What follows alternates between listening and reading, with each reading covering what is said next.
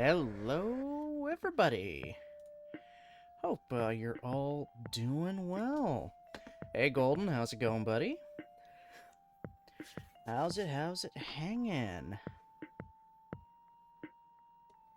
I clearly don't have three hands, otherwise I would have been able to change scenes, unmute, and start the other music at the exact same time. So, I failed on that front. Am I really surprised? Not really. Anyhow, so if it wasn't obvious, I changed the schedule for today. For the rest of the week, actually. So before I get into this, it was a long day at work, like all week so far. I kind of wanted to take, tomorrow, just to not worry about anything. So I'm like, you know what, screw it. Just screw it. Friday, I'll do a Gunpla and chill. I'm just not up to doing SD Gundam right now, doing voice acting and whatnot. So this was the compromise. It's still Gundam related. It's just I'm not playing a game, I'm building a model. It's my wonderful, wonderful de-stressor that I oh so enjoy very, very much. Yeah, also I don't have the schedule for next week made yet. So, like, at the very end of stream, I'm gonna be, like, quickly kind of making one. I have the days I want to stream already set, I just need to choose what I'm doing those days. That's all. But that shouldn't take very long. I already know what I'm doing for sure on one day. But anyway, enough of that. We're done with that. So, welcome back, everybody, to Gunpla and Chill. What are we making today? One of the two kits I got in the other day. The high-grade Cosmic Era Strike Freedom Gundam. A kit I actually said a mobile suit design I actually said I didn't like too much. It's slowly starting to grow on me. It's actually starting to grow on me a bit. And also, the completion is neat because, well, there's another version of this technically out there. And I'm like, you know what, screw it, I'll get the entire Freedom line. So I got this and the Rising Freedom, which is sitting in my room right now. So expect another Gunpla and Chill at some point for me to build that one up. And then expect another one in the future. That'll have the third Freedom variant. Eventually. Not right away, though. I actually have a PNG for this one, and guess what? It's a proper PNG. Not just a white background with the mobile suit on it. It's an actual PNG of the Strike Freedom Gundam. Right. So, let's just pull this bad boy away. I moved some stuff around on my desk so I could put things more over to this side again.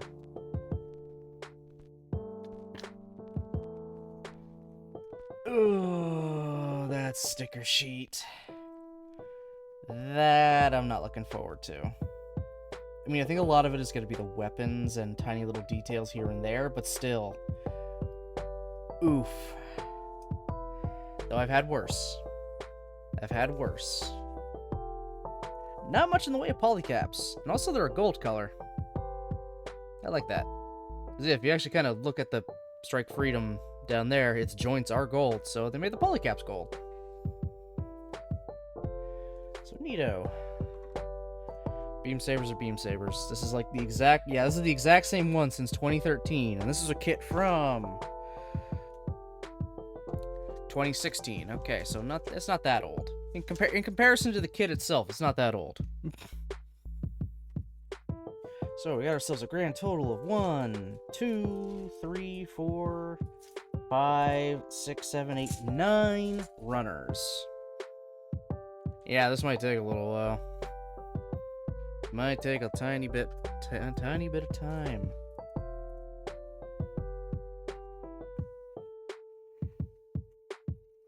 I'm just gonna do what I've did the last few times, kind of splay out underneath my little desk here. Until I rejig my desk again, the runner holder is just kind of in the way. It also doesn't work that well, to be perfectly honest. Yeah. Okay. There's a lot that's going to go into this kit because it is a bit more... It's a little more modern compared to, well, the last thing I did. What was the last kit I made?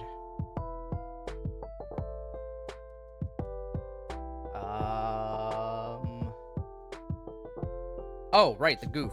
The Goof Crimson Custom. That's it. That was the last one I made. Okay, that's newer than this.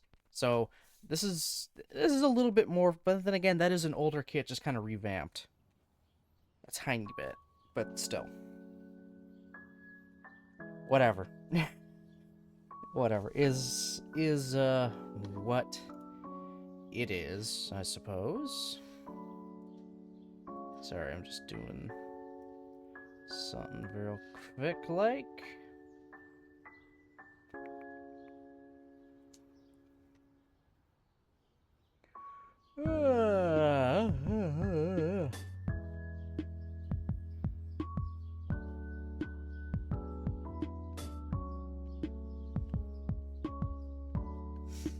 Alright, I'm just getting some things set up. Alright. Cool. Alrighty, so let's just kind of start, and then I'll eventually get into some more of the, you know, technical background and stuff. Well, not super in-depth technical background, but just kind of like the brief history of this machine and what it did in the anime and other stuff.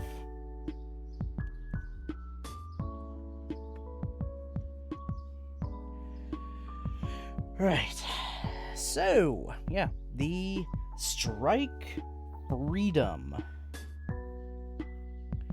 I mean, if you guys are familiar with Seed at all, or if you've been around the channel enough and heard me talk about it, the Strike Freedom is the successor to the Freedom from Gundam Seed. Literally, the Freedom was its thing. Strike Freedom is like, I'm you, but better.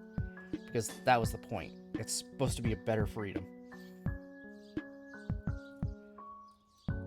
It started out, its actual development actually, started around the exact same time as the Freedom. So they were kind of working on the plans for this thing all the way back when they were still analyzing all the data from the, captured initial Gundams from the very beginning of Seed.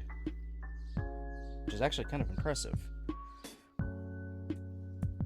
Well, obviously they made the Freedom first, and then they started running into some problems with how to make this thing, because they wanted to do something special. They wanted to have remote weapons, which, especially that early on, was still very much in the testing stage. With it first kind of being shown as a proof of concept with the Dreadnought Gundam, and then later, you know, more or less perfected with the Providence Gundam. The Providence I have built on stream before as well. Does it want you? Yes, it wants you. So there were some limitations. They couldn't exactly get it going, so development stalled. And then development stalled again when they had to sign a treaty about making mobile suits. And how many they could have and what their outputs and stuff like that could be, so things got very, This thing got delayed. They were initially going to make this thing a mass production suit after they got it, you know, perfected and mastered to a T. Which, honestly, in hindsight, is rather scary, because the Strike Freedom is a monster of a machine. And I mean a monster of a machine. So in the intervening years, they were still slowly working on it. Zaf, by the way, the space faction in Seed. I won't say the good guys or the bad guys, because everyone's bad, but also everyone's good. There's a lot of politics going on there. It's Gundam. everyone on any side could be good or bad depending on who they are. It seems like Seed has a lot of the guys that are frothing at the mouth to commit war crimes.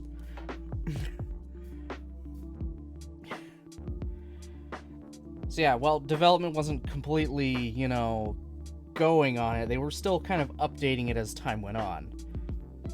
When they actually were working on the new line of Gundams from Seed Destiny, technology and updates for the time that they made for those guys were incorporated into the Strike Freedom's blueprints and data.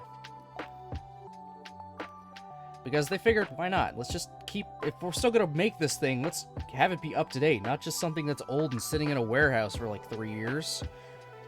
Hi, Akatsuki Gundam.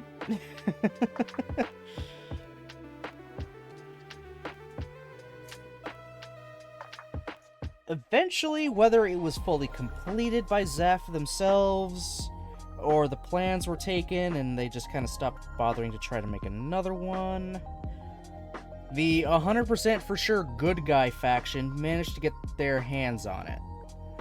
And they either just kind of fine-tuned it or built it completely from scratch themselves.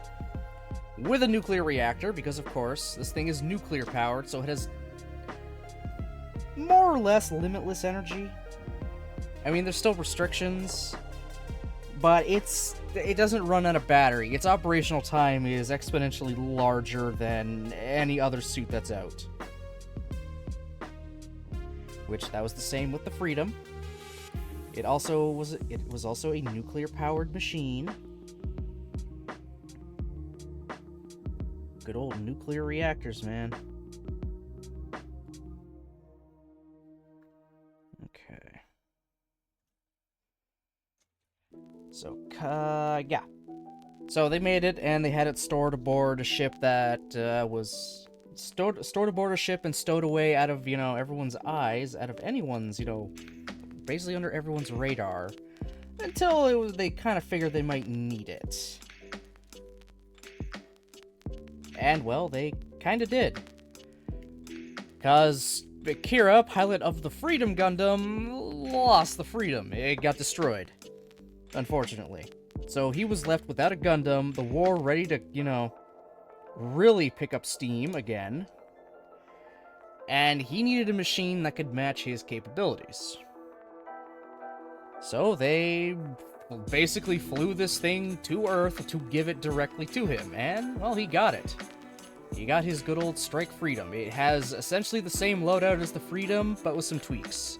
Again, I'm not kidding when I say this thing is the Freedom, but better, tech-wise.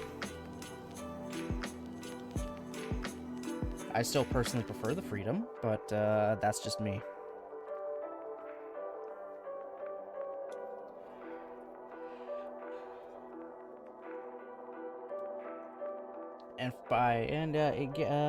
Yeah, I do this very off the cuff too, so my whatever the hell I'm doing right now is always very scattered and all over the damn place. And I also could be wrong on some things too. So, armament-wise, okay, I'll start with the easy part. Weaponry, it essentially carries over from the Freedom Gundam. It has hip-mounted, railguns.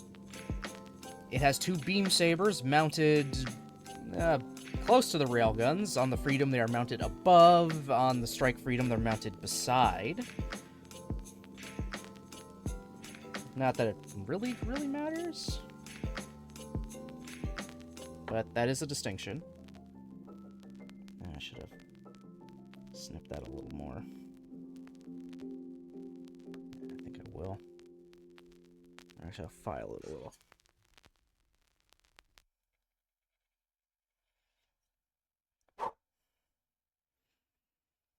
Yeah, so, and also the head-mounted Vulcan guns. That's the weaponry it carries over. Not a lot, but it comes with some pretty good stuff to replace the things it didn't carry over. The Freedom Gundam's initial beam rifle was not used and instead replaced with 2 beam rifles. Just as, if not more powerful, and could combine together into a bigger rifle for, a much more powerful condensed shot. So that's one difference. Gone are the 2 cannons that flip out of the wings and over the shoulders. Those have been they're gone entirely. They've essentially been replaced with that same kind of cannon now mounted in the belly, in the sternum area, just above the waist. So it's got a cannon in its belly.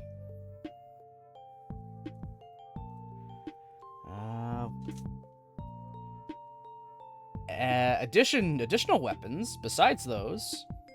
The wings are no longer just wings for, thrust and maneuvering everything. They are now also technically weapons in and of themselves. Technically. All the little blue bits you see on the wings, those can propel away from the wings and be used as remote weapons, like the saying that they were working on, which, yeah, they did eventually get it working and then improved it even more after the Providence. The Super Dragoons. Just remote weapons that will fly around the battlefield on their own, shoot at targets, and then return to the wings for recharge. Yeah. God damn it. Okay, that's actually... Yeah, that's good. Yeah. It's not gonna fall out or anything. I'm assuming... Yeah, I put it in right. Perfect. The thing the Freedom did that was impressive, especially at the time, was firing all of its weapons at once. So it would splay out its wings in midair, the cannons over the shoulders would flip out, the railguns would flip open, it would hold his beam rifle out, and just let loose a barrage. Which, impressive!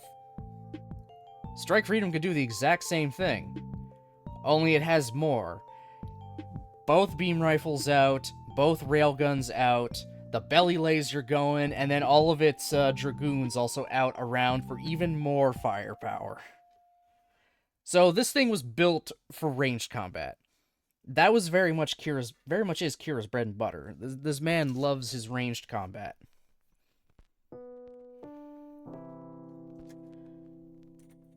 So for the rest of Seed Destiny, and for when he finally takes over the reins of being the protagonist again, because we're not going to get into what happened with Destiny, he uses the Strike Freedom, and I believe it was due to more or less budget concerns, and they wanted to end the show. It never took damage. They made this thing they wanted to end it pretty quick, so they never animated the Strike Freedom taking any damage whatsoever. Just kind of cementing it as like an invincible machine.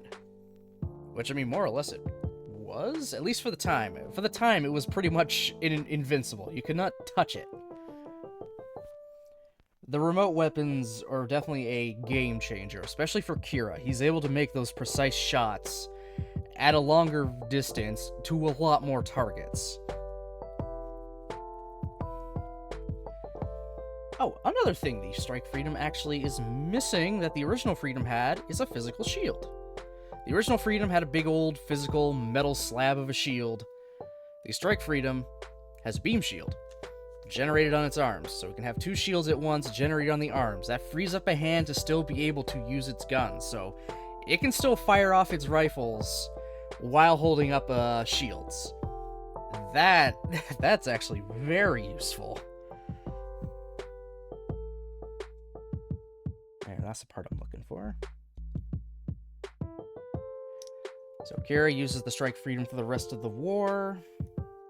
He's able to fight the Destiny Gundam to a standstill on Earth when he can't actually use his remote weapons.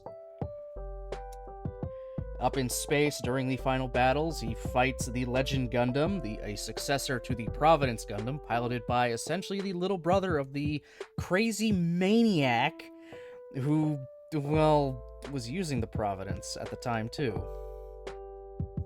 And manages to beat them. And then everything was hunky-dory after that. The show was over. Nothing bad happened after that. No, more stuff happened. Literally quite recently. Seed Freedom is a thing. Seed Freedom, the movie, happened. Came out like about a month ago, if that. And we got a little bit more of what happened to the Strike Freedom after Destiny. Some guy stole it. Not even a named person. Some guy managed to steal the Strike Freedom, go on a mini rampage with it. Then the bad guy faction that was pretending to be good and gaining their trust for a few years beforehand, before they decided to enact a plan,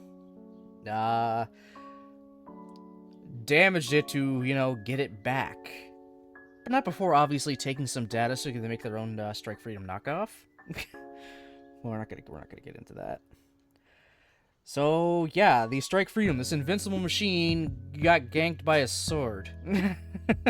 In the end, stolen by a rando, and then just took a body shot with a sword. That's it. That's the history of the Strike Freedom. Very truncated, possibly wrong in places. Okay, I'm not completely done. There's a tiny bit more, a little bit more. That's a little bit, a little. The Strike Freedom was then, given back to them, and then taken to a secret base to be upgraded and repaired. And it became the Strike Freedom Type 2. What's the difference? Slightly redesigned shoulders, a new gun in the forehead that can only be accessed with an optional backpack part, and the Dragoons can now form a shield with 3 of them. They can just kind of make a little triangle shield, which is very useful. That also gets its shit pushed in by the knockoff, by the Strike Freedom knockoff and Rando.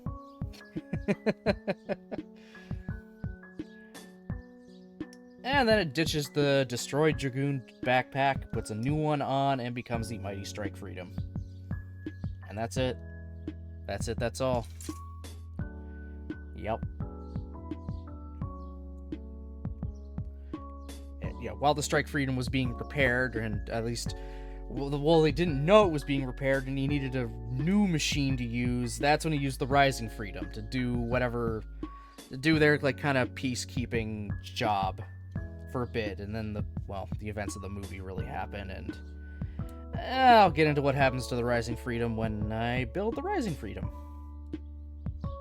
So right now we're building the Strike Freedom. Also, why is it called the Strike Freedom? In-universe, don't really know. Out-of-universe, I think it's literally supposed to be just the name of Kira's first suit, the Strike Gundam, and his second suit, the Freedom Gundam, just mashed together. I think that's literally it. I think.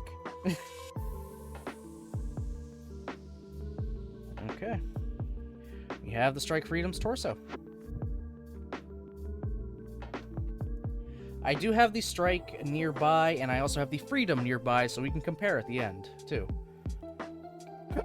And goddamn, I just talked about, literally nothing for that long, huh?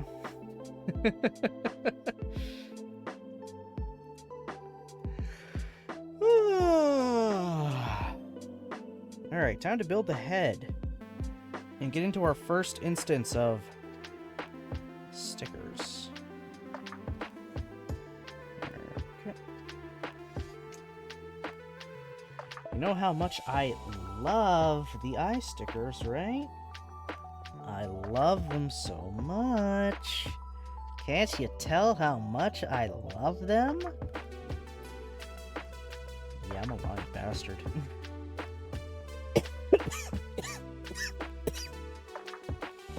Oops, sorry. Where are you? Oh, there it is.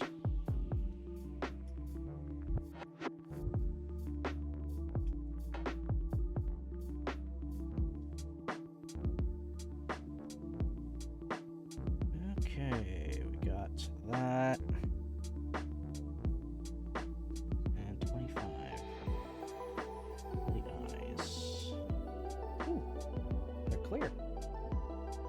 Neat.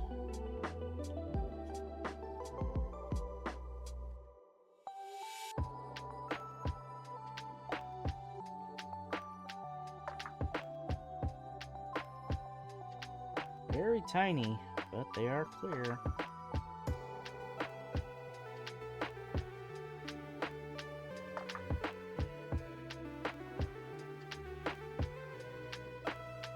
If I had paint to do this nicely, I would totally do just the clear and then silver backing behind it, but I'm not really going to see the eyes that well, so I'm going to be covering it up with the sticker. I know, blasphemy. I mean, I hate that I'm doing it, but I don't have the proper means to really do this nicely. I can't do it justice.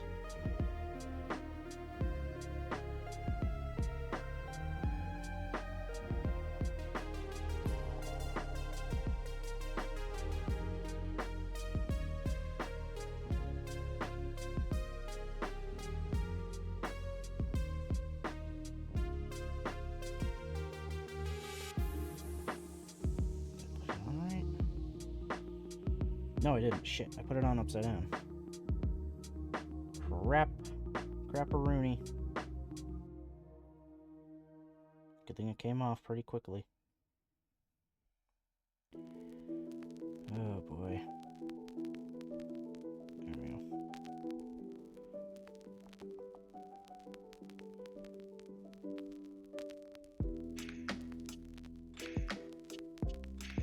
Oh, so, update about Pokemon Yellow, by the way.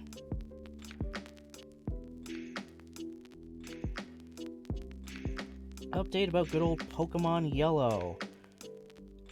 Everyone is almost at level 10. I went back, managed to catch the Mankey, where I fought the rival the second time toward the Indigo Plateau.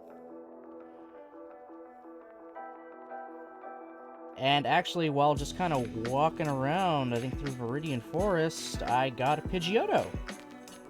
So I put Flappy into the box and replaced it with the Pidgeotto that I named Flappier. Because I know that Wormy is going to evolve into a Butterfree at level 10, I'm not going to get it to level 10 unless it's on stream. I will get it, like, just before level 10. Like, just before. And then I'll do one battle on stream so it can evolve on stream for you guys. But, yeah, everyone is almost level 10. It's like 2 of them I still gotta work at. Hey, Arctic Gazer, how's it going? Which is your fave second-generation Celestial Being Gundam? Ooh, I like how you're being specific. My favorite second-generation Celestial Being Mobile Suit. Okay. Is Pokemon Yellow run a normal or Nuzlocke? It's a normal run. I want to play through the Pokemon games, because I've, like, played most of them, but never actually... not even most of them. I've only played, like, through 4 gens, but never finished all of them. Technically, only Gen 6 I finished. Technically. So, I'm using it as an excuse to play through all the Pokemon games. So, we're starting from Gen 1 and working our way up. I'm just gonna play one game out of each gen. I'm on the fence about whether or not to do the, what the hell is it? The, remakes. We'll see when I get there, and I'm leaving it up to, everyone in chat to decide which game in that gen I play. And everyone voted yellow. But, back to your question, my favorite second-generation Celestial Being Gundam, if you count the upgrades done by, Fairstay, the Astria Type F2. If you don't count the upgrades, still the Astria. I know it's just Exia again, but I don't know. The predominantly white, a little more spikier looking, and just a fold-out sword is kind of cool. Also, there's something kind of funny about its you know, V-fin just having, like, definitive ends. Like, someone just took some scissors and cut the tips off.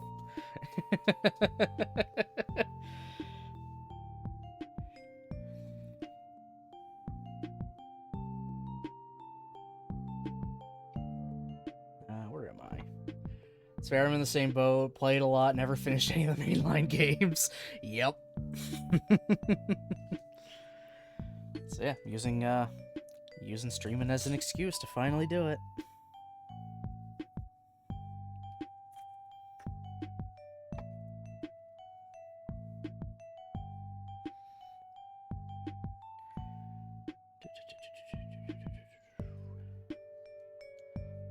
To complete the spin-off games like Coliseum Ranger and Mystery Dungeon, though. I've never played those. I have never played any of those, honestly.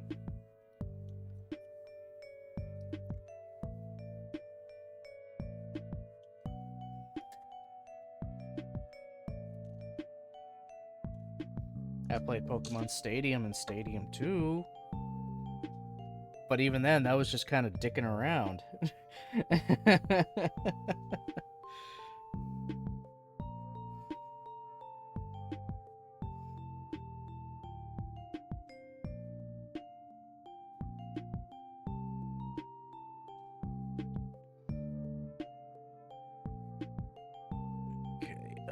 Where's my panel liner? It's still sitting on the. I can do the panel lining later. Some of the panel lining. So we're not gonna get a very definite looking face here right now. Probably partway through, we'll take a quick break so I can go to the washroom and whatnot. Then I'll grab the panel liner and the Strike Gundam. But yeah, what about you, Arctic Gazer?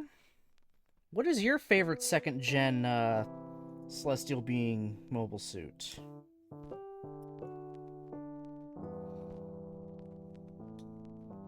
Fire it right back at you.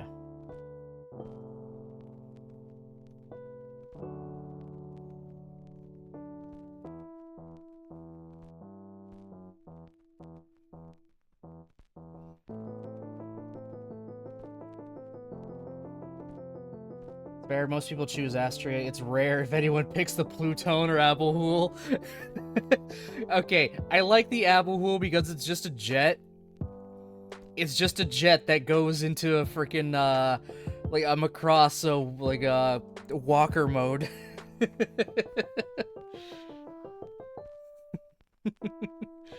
Like, that thing is just funny. I love that thing.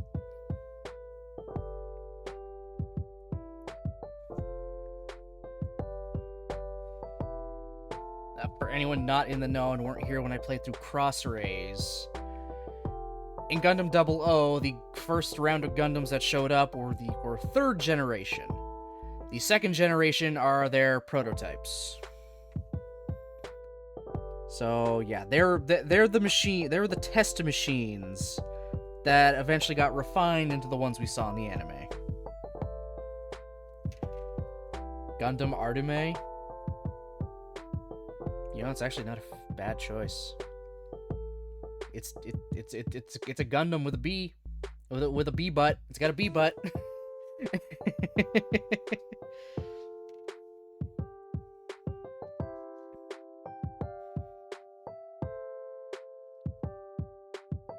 That's from Gen 3. Honest answer, Pluton. Why the Pluton? That cursed machine. Just because one thing went wrong and horribly scarred a teenage girl and killed her best friends, suddenly it's a cursed and dangerous machine.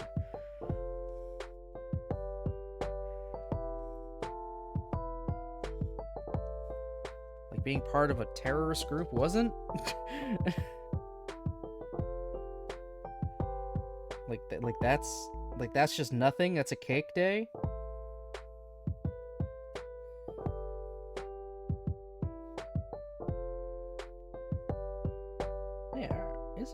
Artime is Gen 3. Is Artime Gen 3? Huh. Yeah, that would also mean is the Raciel also a Gen 3? Actually, I think that one is a Gen 3. God, they got so many Gundams.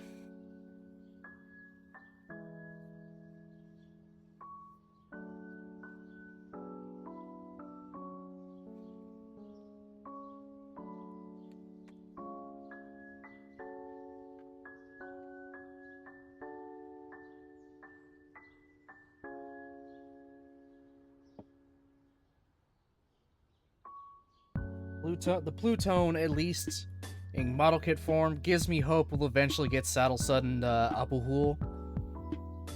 I would love to get kits of them, just to flesh out the Gen 2 lineup, and also finally have the missing links for that full generation from Gen 1, the O Gundam, all the way up to Gen 3.5 and 4. Or no, wait, what are the movie suits Gen 4 or 5? They might be... Actually, I think they're Gen 5. I think the 00 is the only Gen 4 mobile suit. Zabanya.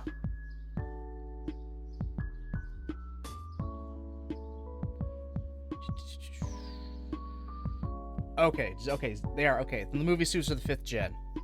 That's right. Okay, movie suits are 5th gen. The 00 is the only 4th gen. That's right, okay. Plutone almost killed Sumeragi clone and saved Accelerator copy. Yeah. Oh my god.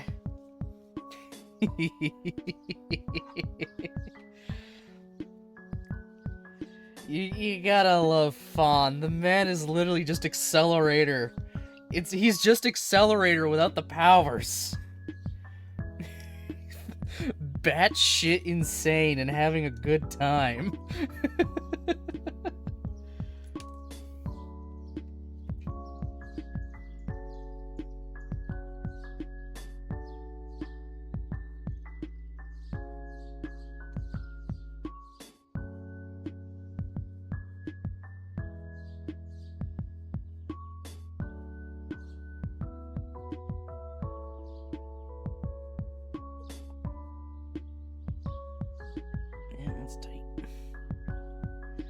They even got Accelerator's VA to voice Fawn in the cross. Yeah, they did.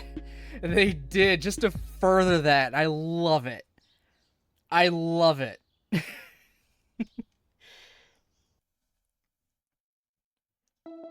His voice works perfectly for Fawn. It works absolutely perfect.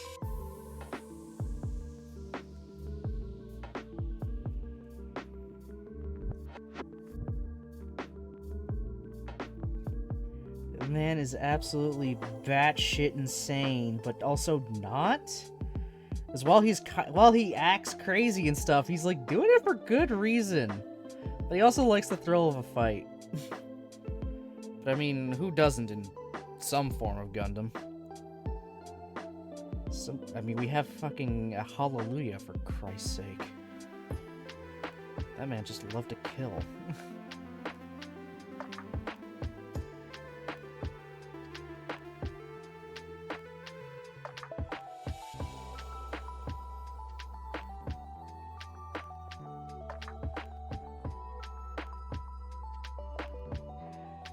I mean, Fawn's a good pilot.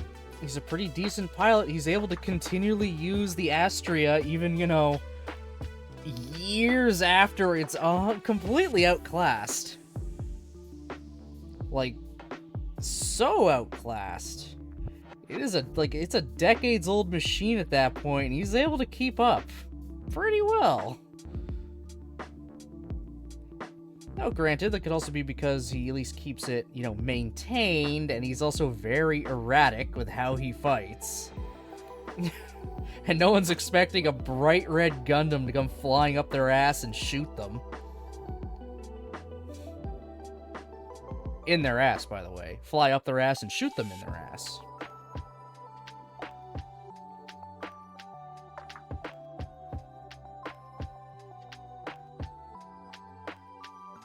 Okay. Camera stickers are on. So let's get the V-fin. Well, one of the V-fins. Because this guy has two. He's got the double V-fin. Just like the Strike. Just like the Freedom.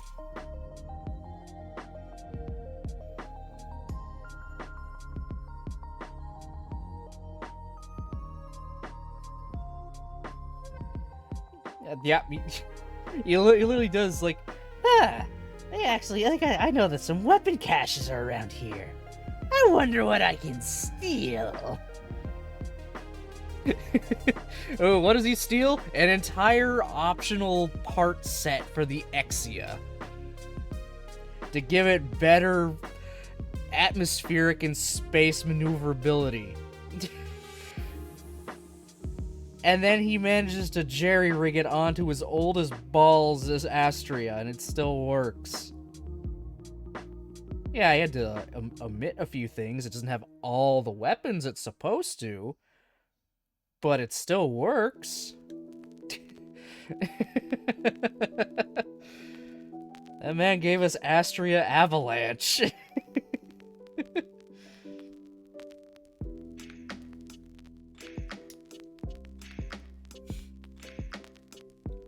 And then, like, days or weeks later, his former allies arrive at that same storehouse and go, oh, shit. Fawn took it all. Steals the whole base. Oh, yeah, that too. Well, it was just the one base. He also raids storehouses. He did get himself an entire collection of rebuilt Gen 2 Gundams. He got himself an entire line of Gundams, maintains all of them, gets them all armed and ready with newer tech. Just on this nice little asteroid base he stole, and no one can find. Unless he lets them find him. Then he's like, yeah, sure, take this one. Just gives out his fucking Gundams for them to use for, you know, vendettas. Why? I don't know, he likes seeing a fight.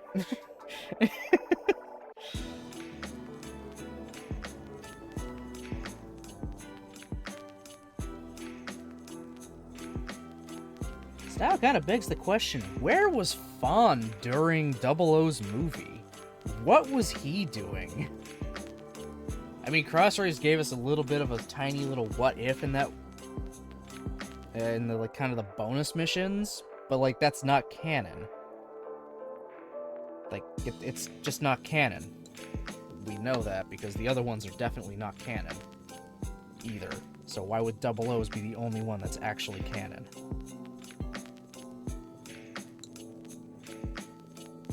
Yeah, I snipped him a little too angled.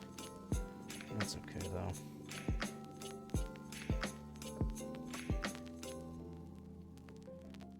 I think 00's, I think the, like, 00F manga and everything was out before the movie. I could be wrong, though.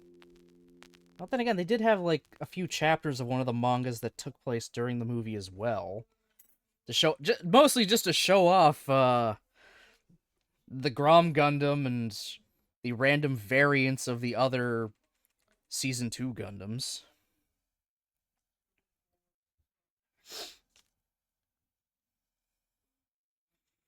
Maybe he got so much hate they ignored him? Yeah, who knows?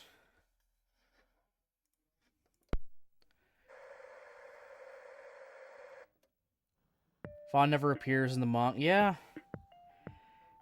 He just kind of stopped. He just didn't appear in anything after that stuff. So we don't know where he was during the events of the movie. He's not an innovator, so the Else wouldn't have gone after him.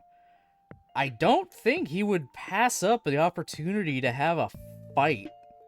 Like, a fight of a lifetime. Like, fighting literal aliens.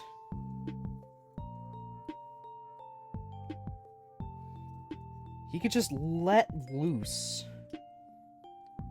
You know, then again, he's using older machines that are just getting slight upgrades with probably not the best reactors either. I mean, they're using earlier pseudo GN drives. It's the Tau drives, that's right. The GN drive Taus.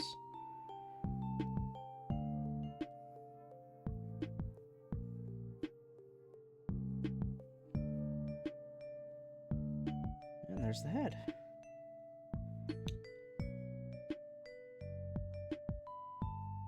There we are. Let me get this a little closer to you guys. Not bad. Not bad.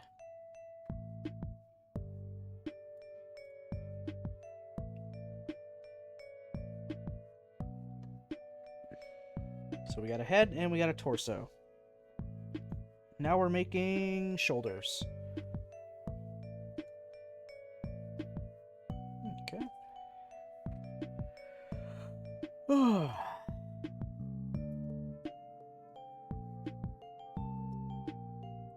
We still don't know what they're doing with 00 after kind of a tease for some kind of animated thing. A tease for something animated as a sequel. Teasing the return of the original Lock-On after he died. Graham back with his own Gundam. I mean, it's just the Exia again, but whatever. They gotta do... What is happening? Are they actually gonna make a goddamn anime for that?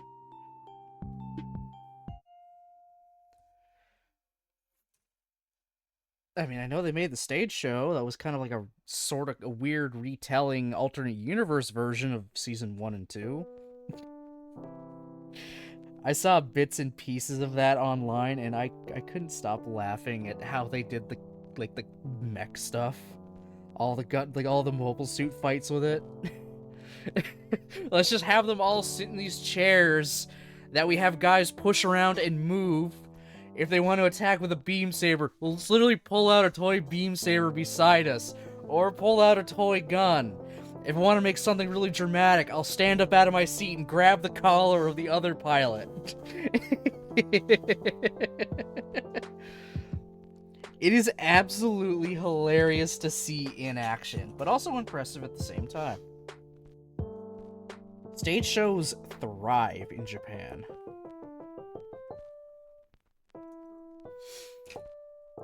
Bandai only has budget for metal build OVAs and stage show. Oh my god. Like, what even are those? Then we get introduced to the Astrea 2, which just looks like a hodgepodge of parts. It's just a literal hodgepodge of like every part known to man. It's got mismatched everything. It's so weird. Fitting for the Astrea, though, because that thing was always a test machine, just made to test out new weapons and gimmicks and shit. Well, not gimmicks, just new weapons. You got a new weapon? Ah, yeah, give it to the Astrea. Let's see how it goes. Always with the Astrea. We got a new rifle. Let's give it a shot. We got a new giant launching gun. Yeah, give it to the Astrea. Give it 2. Actually, you know, just for the hell of it, give it 4. We made a big flail. Give it to the Astrea.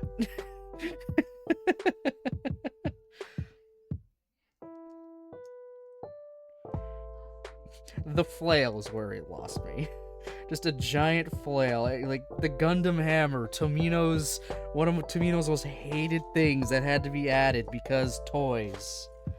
And they gave it to the fucking Astrea in a manga.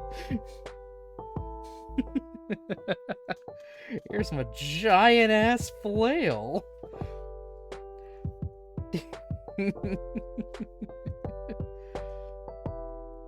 But it's special because the spikes are made of green pseudoscience bullshit. That means it's better than a standard big ball of metal with spikes on it.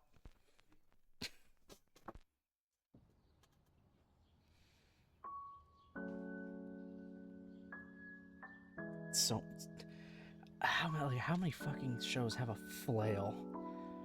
The OG Gundam has a flail. Turn A has 2 flails. The Astria has a flail. I don't know if any other Gundams have a Gundam hammer. I can't quite recall if any more of them do. Either way, Tamino's like spinning every time one of those things appears on screen.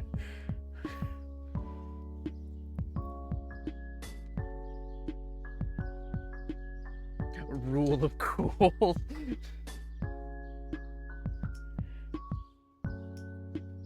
Let's use it like twice and then never again. Let's stick with just the gun and the energy swords. But let's not use the underbarrel attachment for the gun called Super Napalm because I don't know. We'll use it once in episode 2, I believe, and then never again.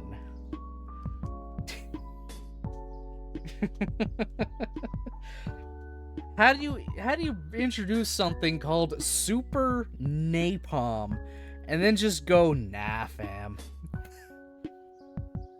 Like, what kind of horse shit is that?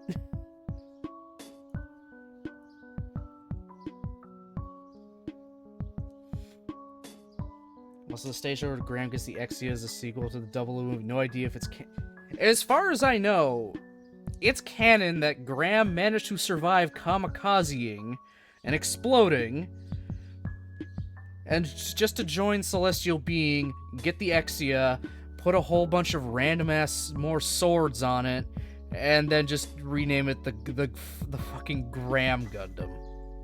Because of course he would. Graham Gundam using Trans-Gram.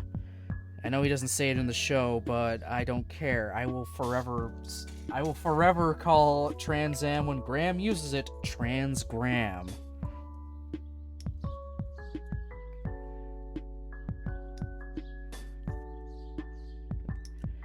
Graham is one of 2 people in that show that are Gundam sexual.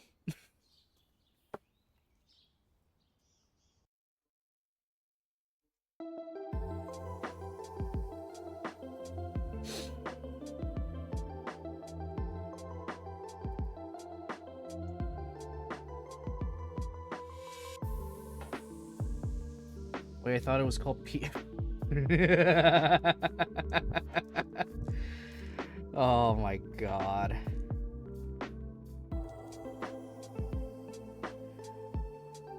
Now you see the difference is one's in a manga no one read from the 90s.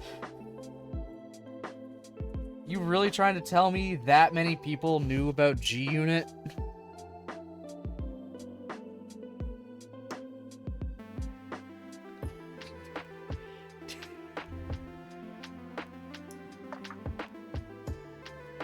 Also, they glow blue, I believe? Not red. So, totally different. Totally different.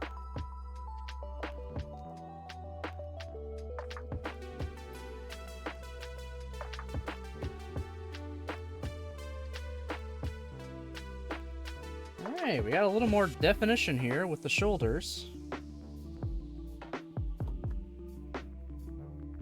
Now we build the arm. Awesome. Specifically the right arm. Alright. I'm cool with that.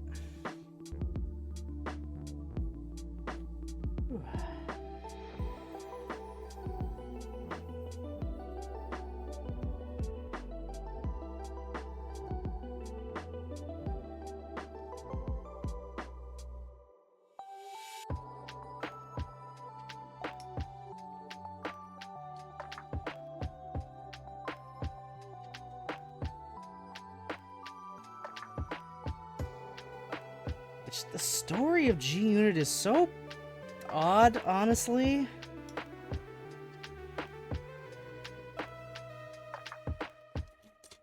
Like, just the whole thing of Oz Prize being this completely, like, independent branch of Oz that can do literally whatever it wants. Like, oh, these guys are gonna come to Oz's side and also bring brand new mobile suits that could potentially rival these Gundams that are, you know, kicking our asses.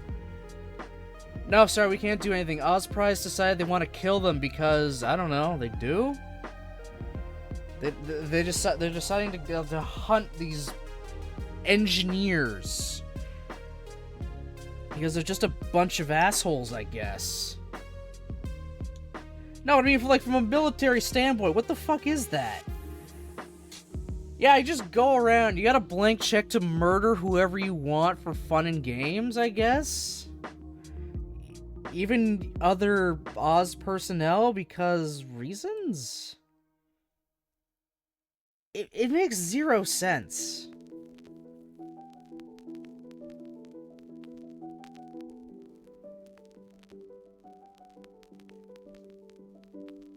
Name a Gundam manga that is not odd. Okay, you got me there.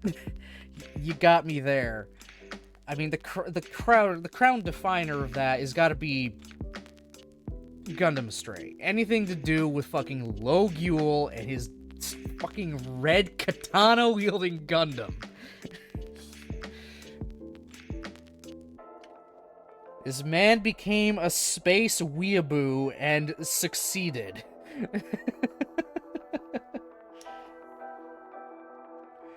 He just happens to stumble into the story and manages to solve every problem by putting a big katana through it.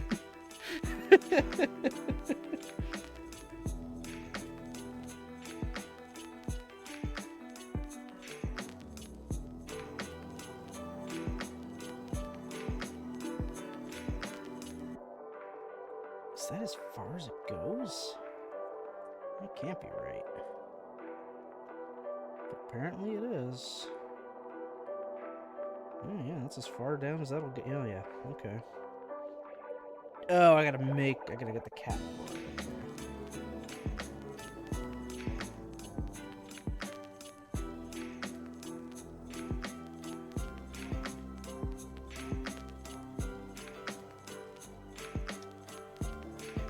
The story of a stray. These random junk dealers go to the destroyed ruins of the colony from the first few episodes of Gundam Seed. And they, oh my goodness, happen to find 2 whole other mobile suits just kind of hiding behind a wall or something?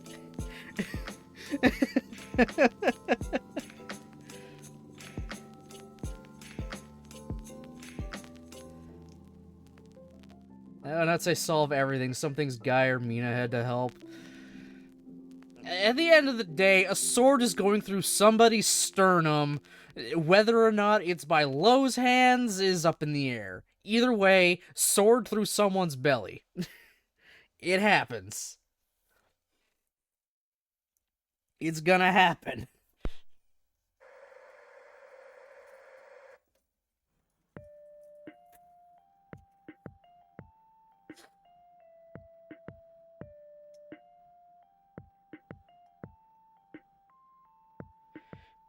Random junk dealer finds 2 perfectly good mobile suits in the destroyed ruins of a colony, takes them, gives one to a mercenary after they had a quick fight, and somehow, with the help of his AI companion, managed to fight him to a standstill.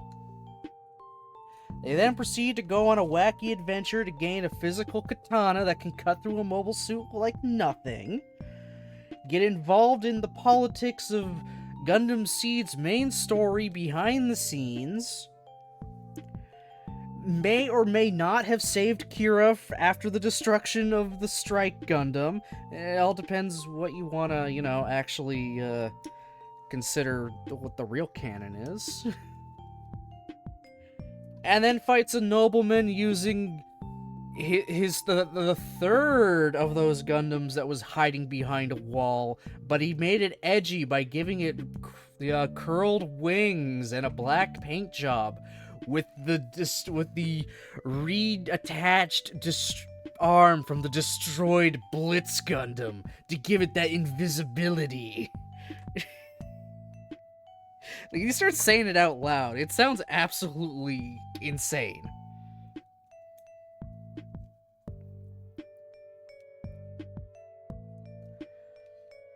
First time I thought it was a truce, I think. Second time it was rigged to help guy save his mate. I mean, yeah, yeah. I mean, kind of at first they were fighting for real, and then, without really saying much, they managed to rig it into their favor, so, you know, fucking asshole who commands Artemis get his comeuppance for the second time. And then in the next manga, he gets his comeuppance for the third time. God, why is that man still in charge of that same base? And why is that base still around? From what I understand, it shows up again in Freedom. And they do the exact same strategy to get in. Go invisible. And sneak in when the shield is down.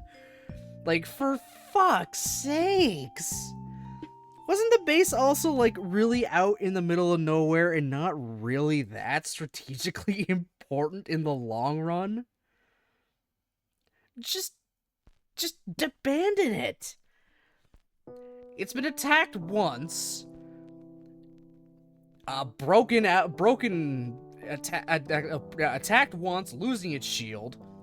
Attacked a second time with some damage done from within by the guy meant to guard it after said shield went down. Had their apparently only mobile suit pilot that was there the entire time, but they didn't want to use him yet, break out again. And then this happens. Years later, we got the shield back. Oh no, someone broke in again using the same strategy as the first time and blew everything up on the inside even worse than before. Write it off. Like, just, that base is a write-off. Seriously. All in all, Australia is just, let's have fun, ignore the teen drama shit.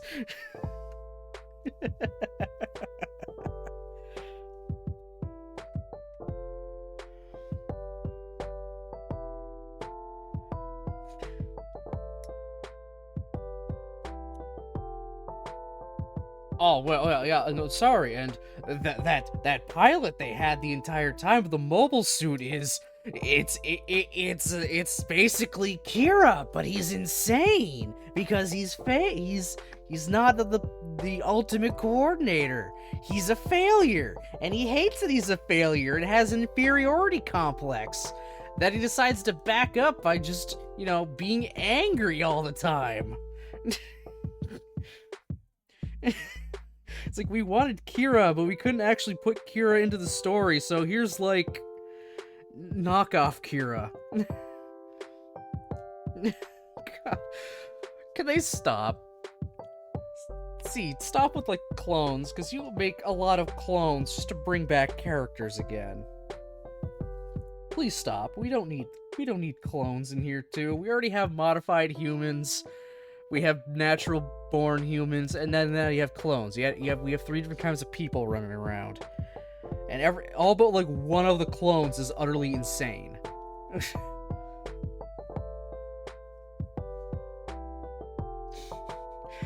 God Almighty. Oh, sorry. There's 4 kinds of people running around in Seed. I forgot. There's the natural-born normal people, the genetically modified coordinators, the clones, and then a second type of clone that's different from regular cloning. I don't know. But it's like they differentiate it as not just a clone. There's something else. Why do they have to differentiate it? I have no idea. Hey, catered pars mellowed out a bit. Yeah, it just took someone he wanted to kill dying in his arms after he tried to punch through dual shields with his cannons. That's it, carbon human. That's it. That's the term. Not labeled as a clone, a carbon human is separate from a clone for some godforsaken reason. Seed Riders, stop. Just stop. We did not need two flavors of clone.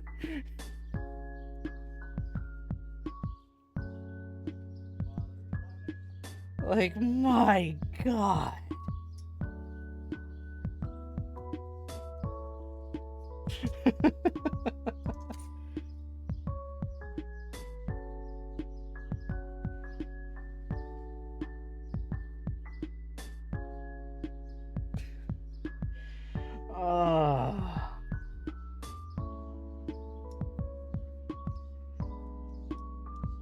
To be fair, the clones weren't that many, really.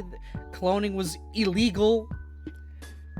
And the only guy who really on screen had it done was just Rich, and it's like, this is illegal, right? It's like, laws could be changed. Meaning, I have enough money, so screw the rules. Yeah, that didn't turn out too well for you, did it? But, to be fair, that did give us probably the best Char clone around in Raoul le Creuset. He manages to play off, the whole series just being, calm and collected. This is the man with a plan, and in, the last 3 episodes, he's just a raving lunatic. He just doesn't care. I just dropped the facade. I'm not calm and cool and all that. No, I want everyone to die. Why? Because people suck, and I know that because I've seen the worst of humanity. I'm the only one. Everyone needs to just kill each other. Let everybody die. Holy shit. This dude's just evil for being evil. He's doing it for the lulz. More or less. God damn. He was having a gay old time. Hell, he smiled when he was dying, too. He didn't care.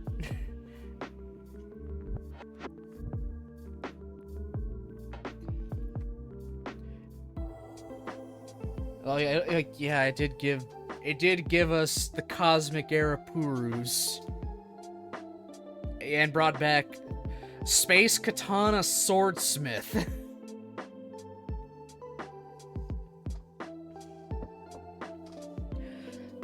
God almighty. Seed mangas, man. Seed mangas are just so out there.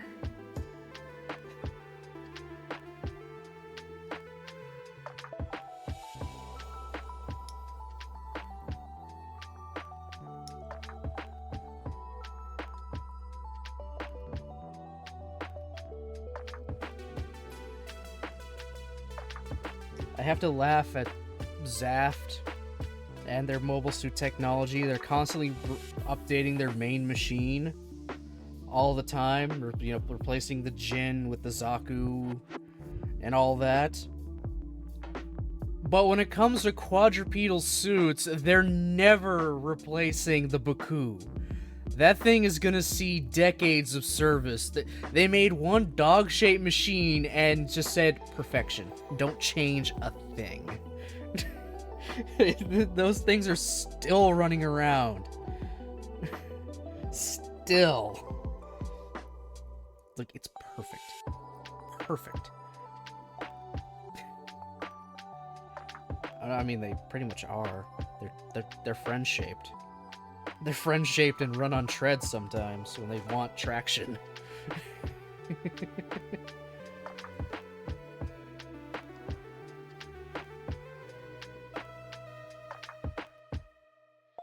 They didn't even bother trying to do a updated version based off the Gaia Gundam that could transform or anything. It's like, no, let's just keep using Bakus. Let's just continue to use the Baku.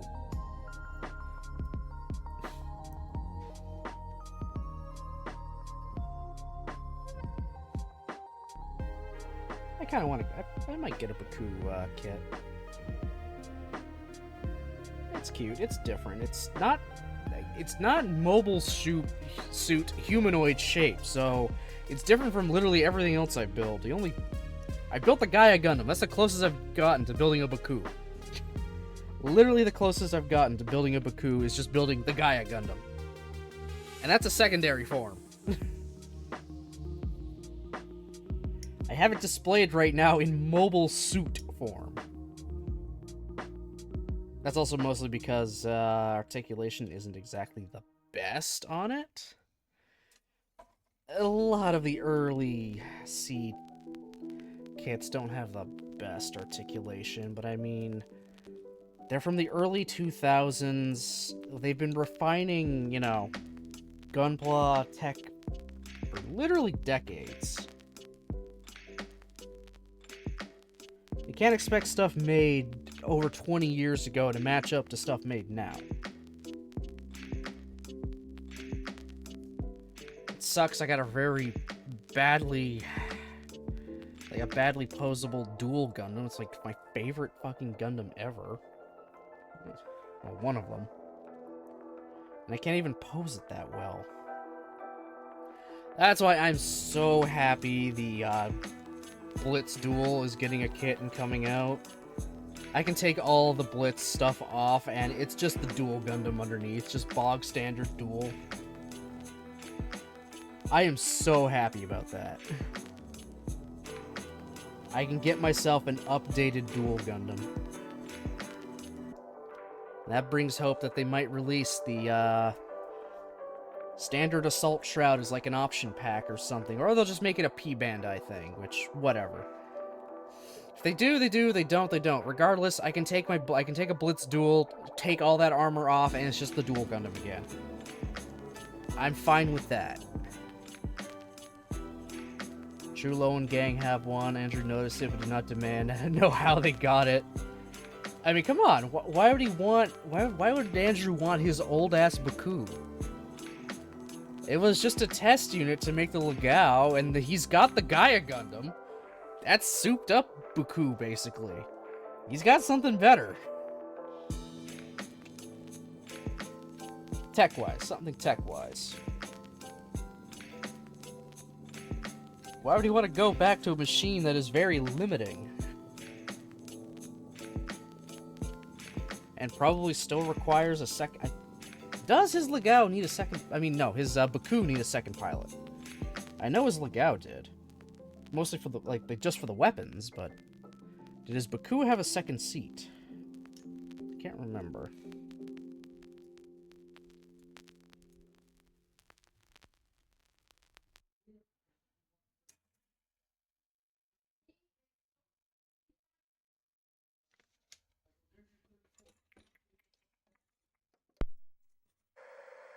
Also, they're junk dealers. How is he gonna assume they got it? He left it somewhere, so it got sold off somewhere, and then the junk guild got it. And now they use it, mostly for hauling shit. Because they can't be armed. They're not supposed to be armed, they're just junk dealers. Yet they will arm themselves when, you know, the time comes. Obviously.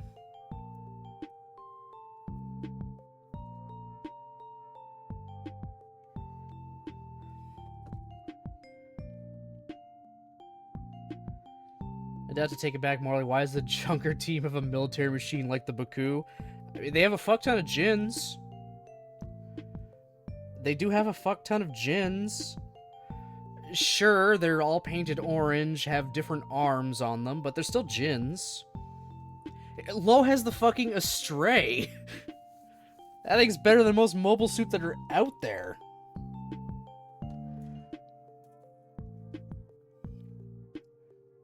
I'd be more confused, like, how do you have this thing That looks like something that almost killed me. Like, how do you have this? I don't care about the Baku. You can pick up a Baku anywhere. How do you have this fucking thing?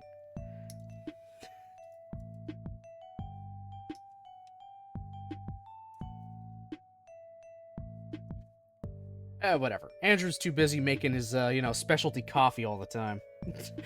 He's way too busy making and enjoying coffee.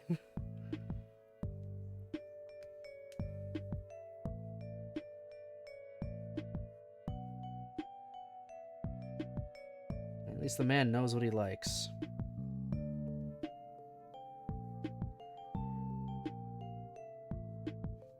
Fucking fly. Ugh, got a damn fly in here. 'Tis the season.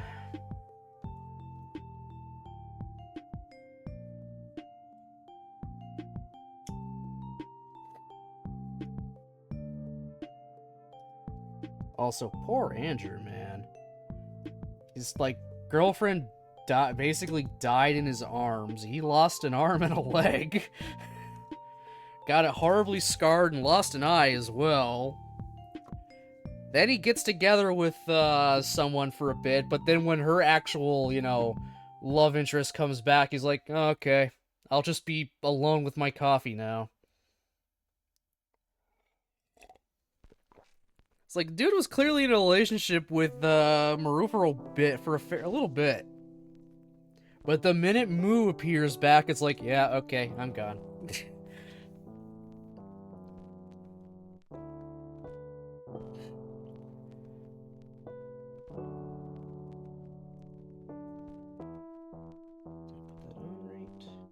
Yes, I did. He appeared for like 3 seconds in the film, stopping an attack on the cap. Ah, boo! They did our boy Andrew dirty.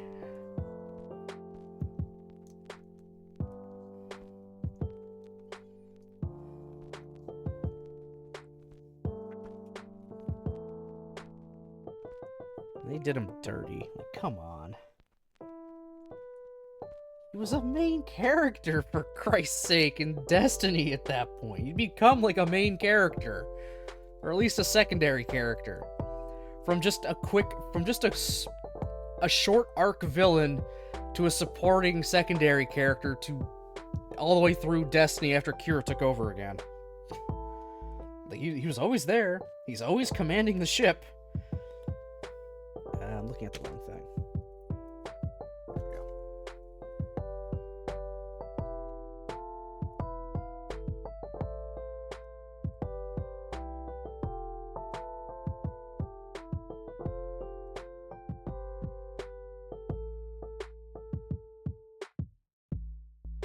I mean, they had to nerf the main team somehow.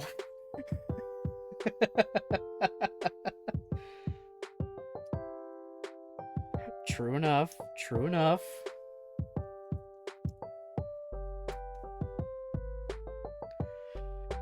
God, poor Mu. He went from using the Akatsuki to just a Murasame Kai.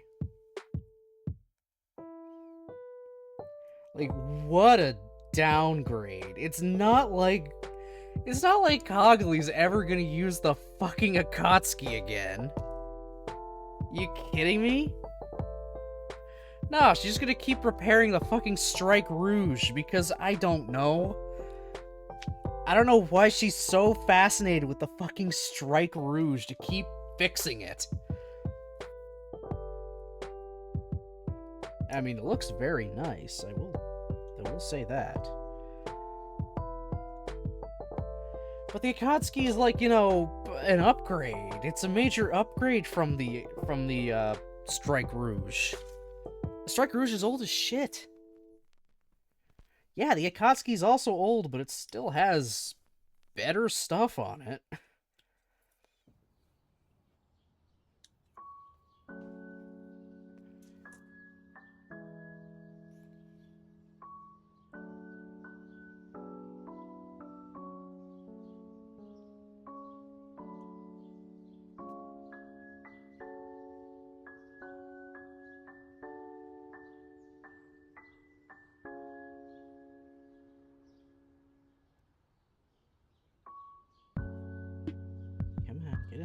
Get in there. There we go.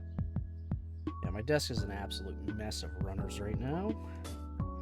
I know that, but there we go. We got 2 arms and hands for the Strike Freedom. It's all coming together. Alright, next up is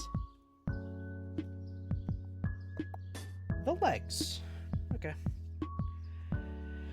We gotta build the feetsies. Good lord. Just be glad they're not. They very easily could have killed Andrew off, no problem, and that's terrifying.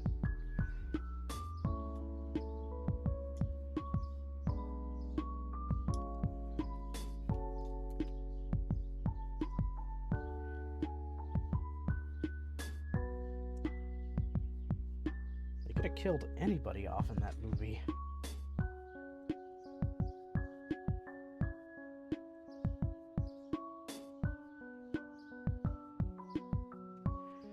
This fucking fly.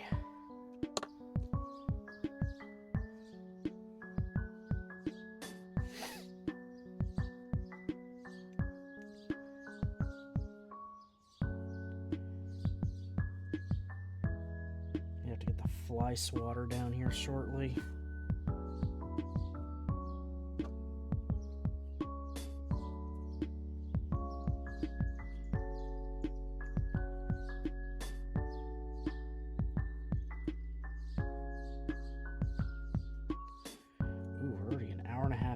Just got to the legs. Oh boy. I haven't built any of the weapons yet. We don't have a waist. This is gonna be something. And I've barely used any of the stickers. Oh joy.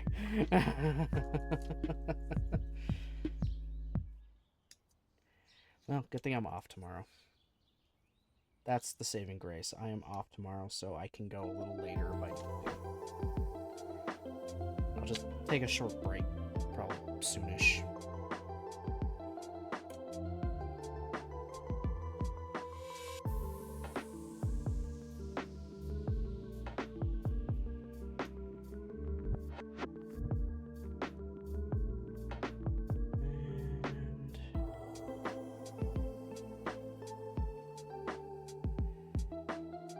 Wow, it actually wants me to build a lot of stuff.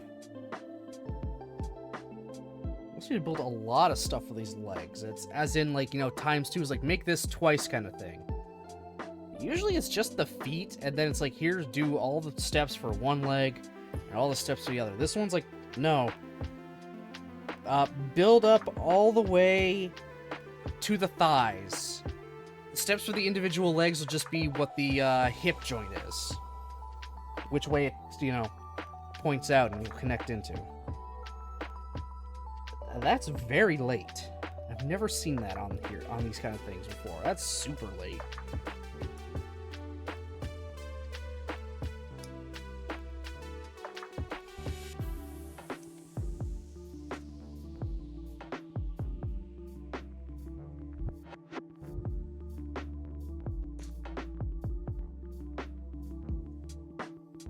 I'm liking it so far.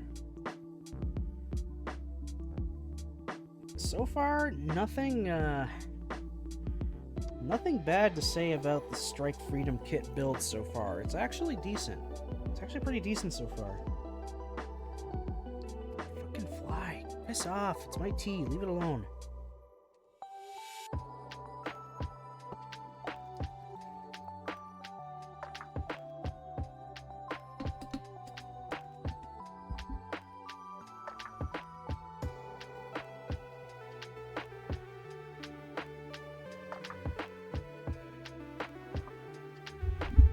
I was hoping I could whack him with my box top, but it flew away the minute I lifted it up.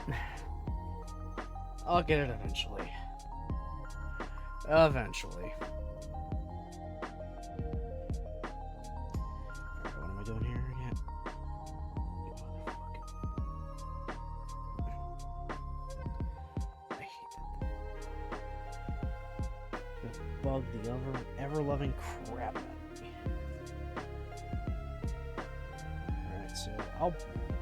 I'll build the one leg entirely, then I'll build the second leg, and then I'll do the individual hip joints. It's just easier for me that way, so I'm not like snipping out too many parts and then losing track of what goes where. So I am bound to do that. Yeah, knock on wood, I haven't dropped a part yet onto my carpet.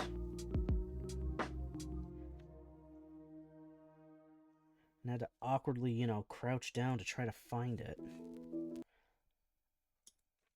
Yes, YouTube, I'm still watching. It's a playlist, for Christ's sake.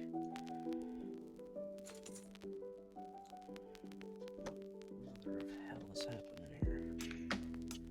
Oh, of course. Ugh.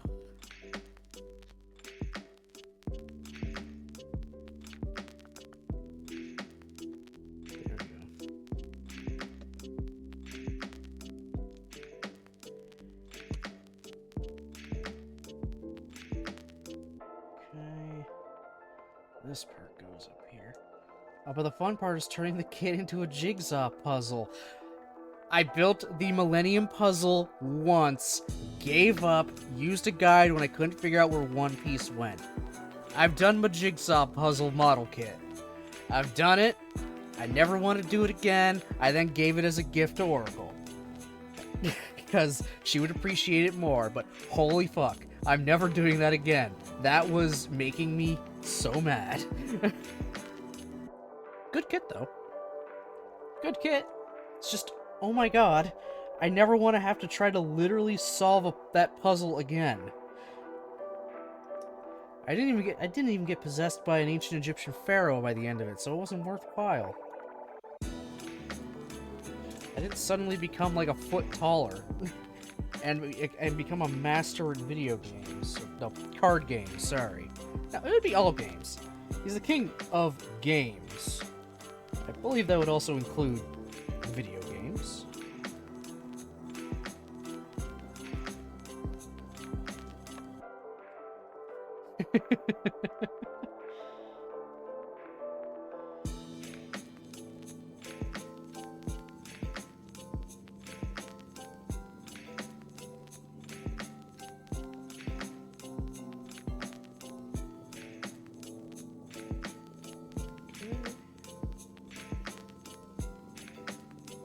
The VOD is up on YouTube of me building that fucker and then trying to solve it. I will say, I did come close.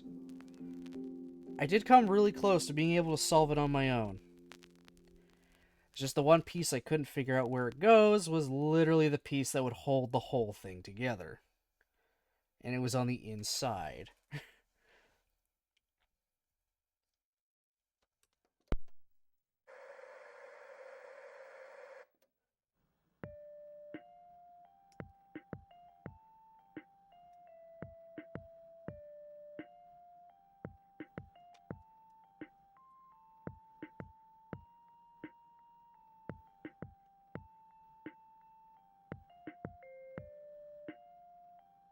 There we go.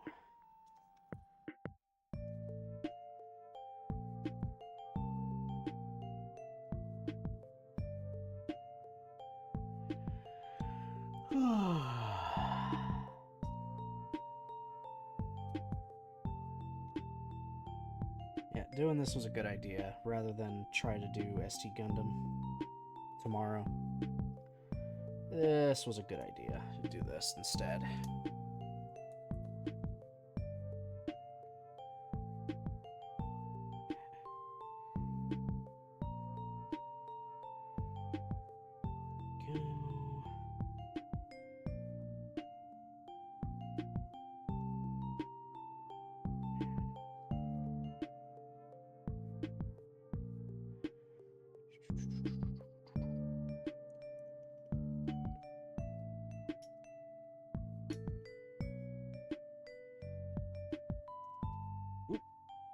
Well, look at that.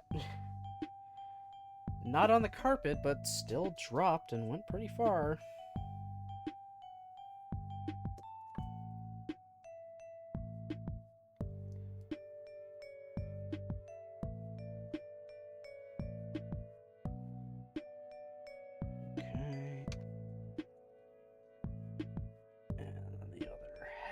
its leg.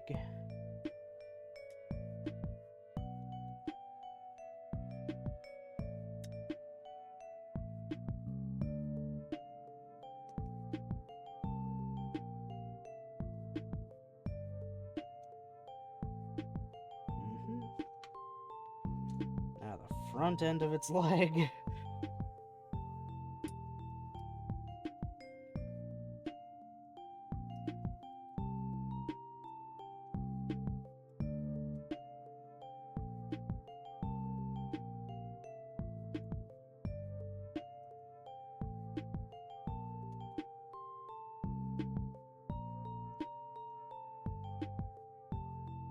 Yeah, what's this on first? Okay.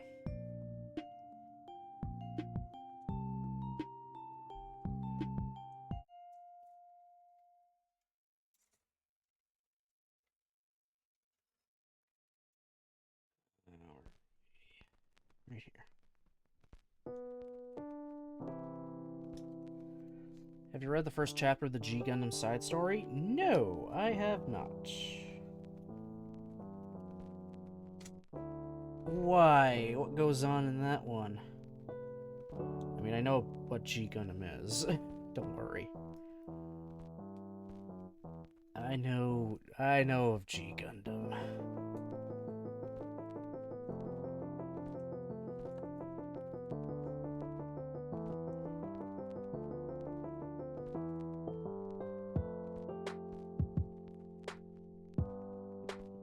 That's nice. And we just attach. I'll put the foot in there now. And then a thigh piece. Yeah, I'll do the ankle joints as well. Screw it. I'll put the ankle guards.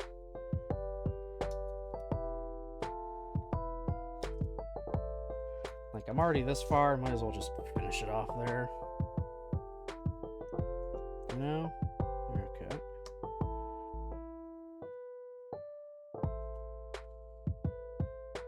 And 11.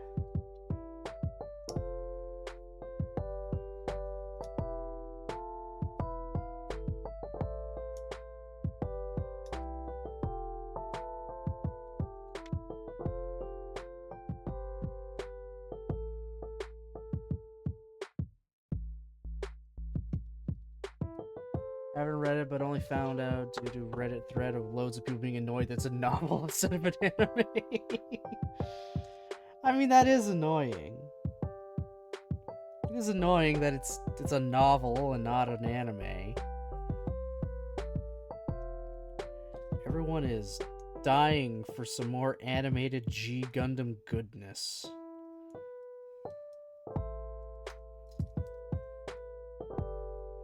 We need the return of our Lord and Savior Nether Gundam.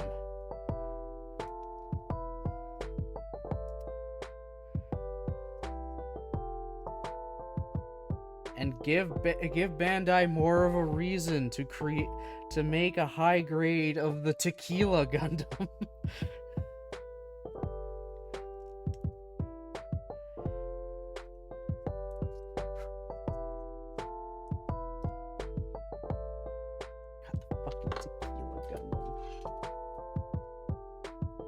A lot of those designs are very problematic nowadays.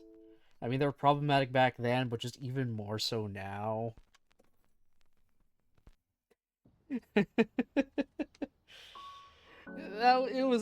It's now definitely cannot do that anymore. How did we think we could ever get away with that? Oh, God. Like, here's Neo Mexico, their space station colony. It's shaped like a giant sombrero. Their pilot for the Tequila Gundam, which looks like a guy in a sombrero with cactus parts on it, too. His whole thing is trying to get his family out of Neo Mexico onto Earth for a better life. Holy fuck. Wow. They weren't even trying to be subtle. Holy shit.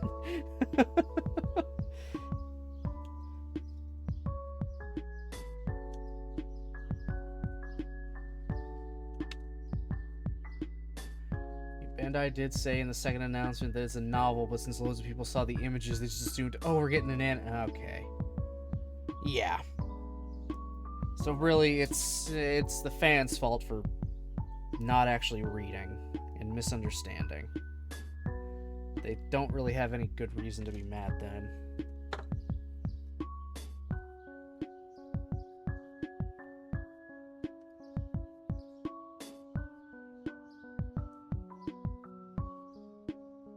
Okay. I said fuck it and made the hip joint anyway.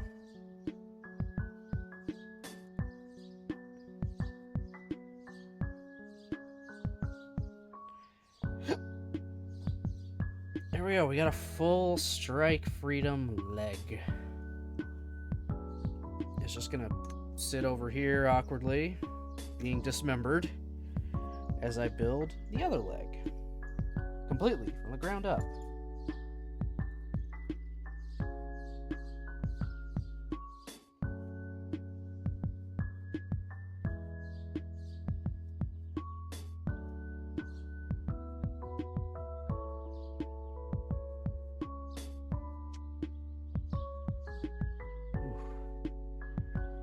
Tonight is starting to get to me a little bit there. I had to take one headphone ear cuff off. Let it be free.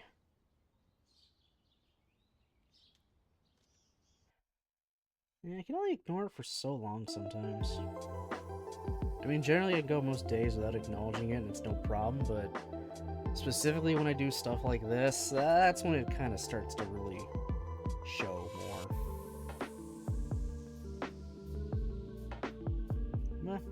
I still live with it. It's fine. I do my best not to have music super loud on these headphones.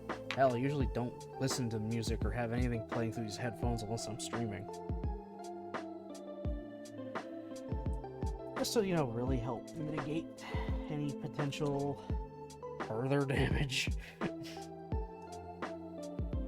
I mean, again, this really only started appearing after a pretty nasty snowstorm we had a few years ago. I was out there for a while shoveling, helping shovel, and then when it came back in, it's like, why can't I hear more stuff?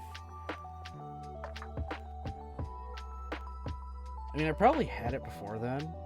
It's just that helped me actually finally notice it. Which, I mean, whatever. It sucks, but I can still live. It doesn't interrupt my daily life. You just kind of learn to tune it out after a while. It just becomes natural noise, and it's just like, yeah, okay, we're done. We're done with it.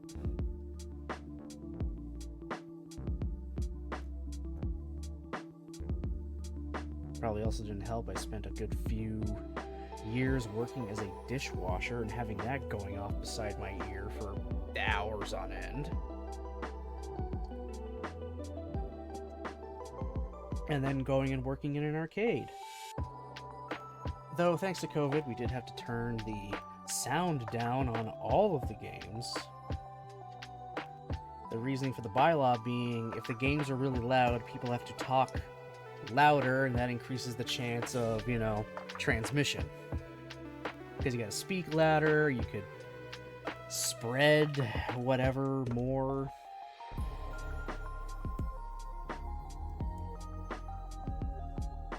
Which, it makes sense. It totally made sense, and I was actually thankful for it. Just in general. Also, it's not the first time a sequel has been made for a show in a different format than both the original.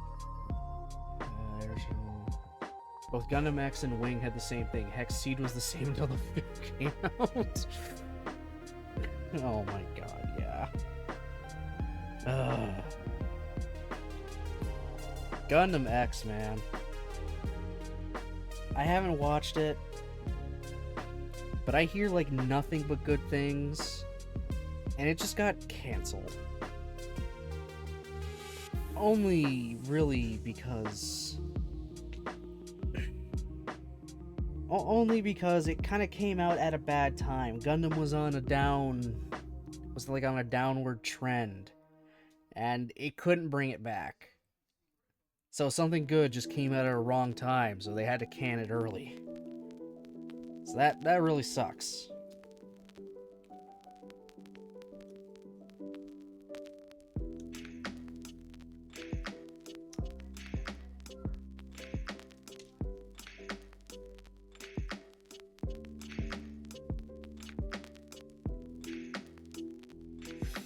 Name a Gundam anime that did not have issues. Impossible. Literally impossible. There's always something.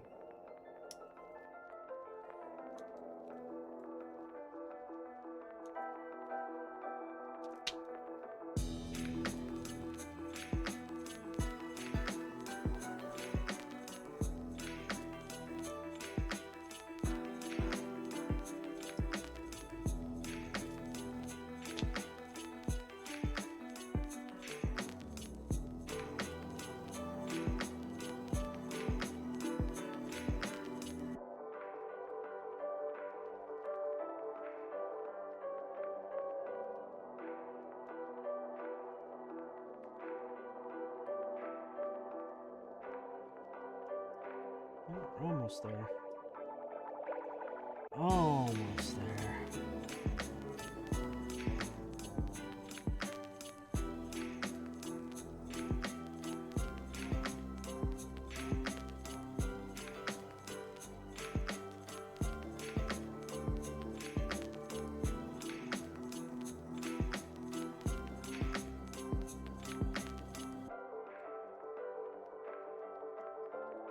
Oh no.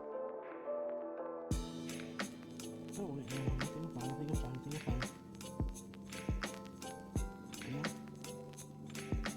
Yeah, I'm good, okay. For a minute there, I thought I put this together backwards. But no, everything bends the way it should. So we're solid.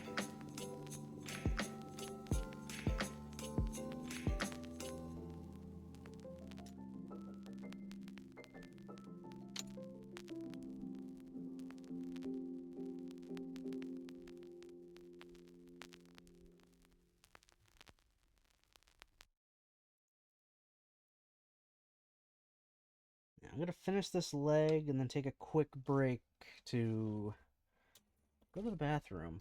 Then I can grab the strike and the freedom just so they're closer.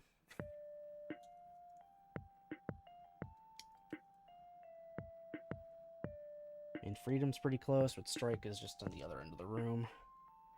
I have it out kinda, sorta, just at least standing together with the other G Project Gundams. Considering I have all 5 of them now. I actually have for a while. The Aegis was just the last one.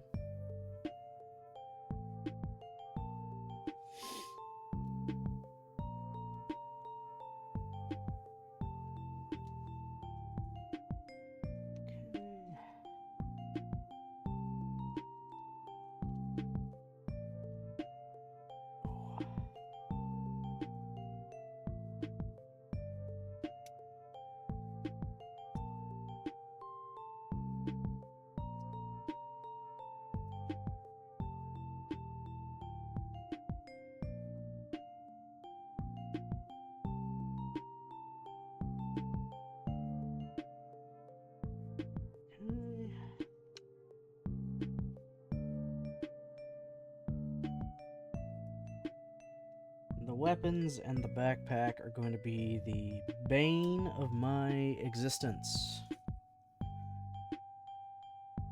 Because it looks like all those stickers that are left on that are going to be for the weapons. And only the weapons. Oh, joy to me.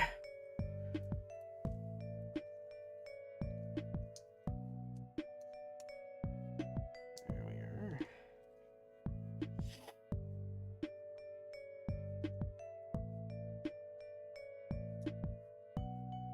You gotta love model kits that have a fuck ton of stickers. Still no Sinanju. It's still no high-grade Sinanju. Oh my god. Nothing is ever gonna top that. Nothing is ever gonna top the Sinanju with the amount of fucking long, intricate stickers I had to put on.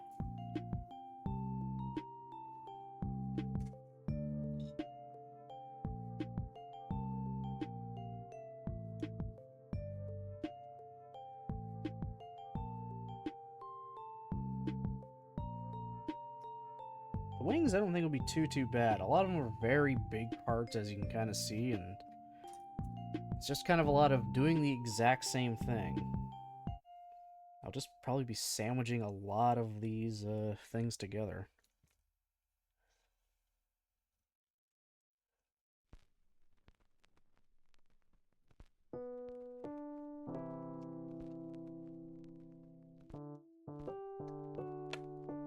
Almost got the second leg.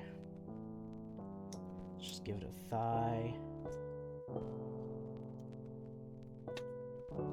And then we'll give it an ankle guard.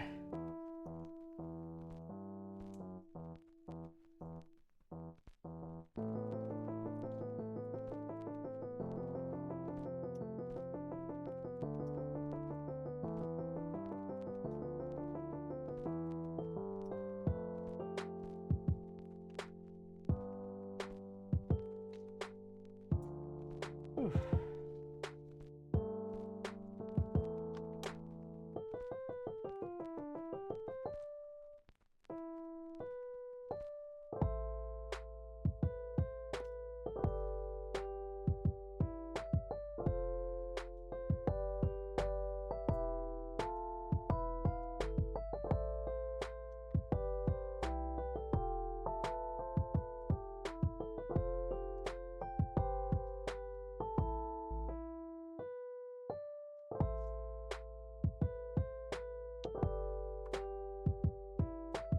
Oh, see what you mean. Reminds me of the HG Red Rider and HG Delta Chi sticker sheet.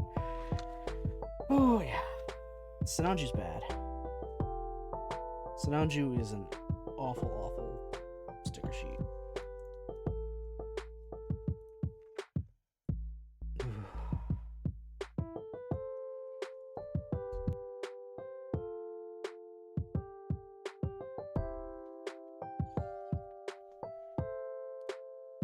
Never want to build a Sinanju or any sleeves mobile suit again, because I want to avoid the sleeves decals that are on them.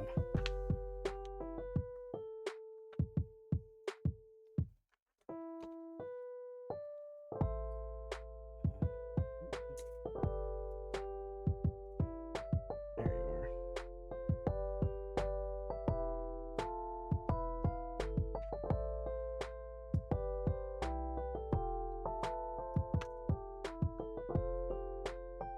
The only other kit to top that many fucking stickers is the narrative Apex. Or just, well, the Apex. That has so many stickers. Some really big, some really small. But I mean, it's massive. Of course it's gonna have a lot of stickers.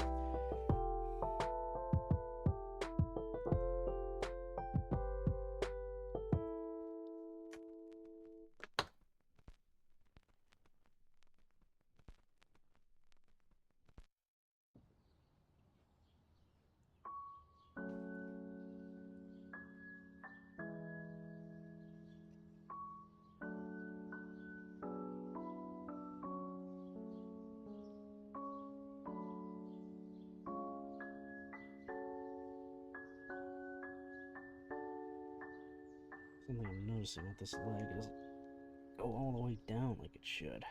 Oh, there we go. Now it's snapped. Alright. Now for this one.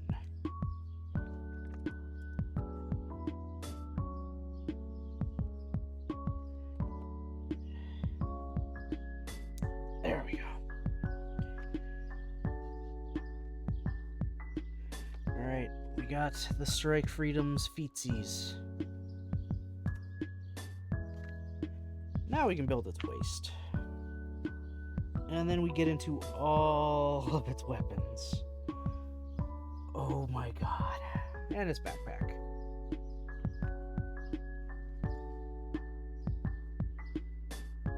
Can't wait until I can start throwing some of these runners away. Mostly to clean up my desk.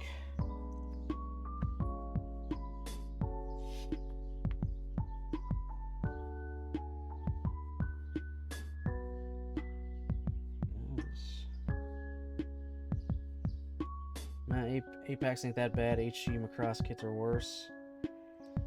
You say that. You say that, but the Apex has 6 different spots that have a lot of tiny points where missiles are, and each one of those has a sticker. Having to place all of those tiny ass little stickers in there is not fun.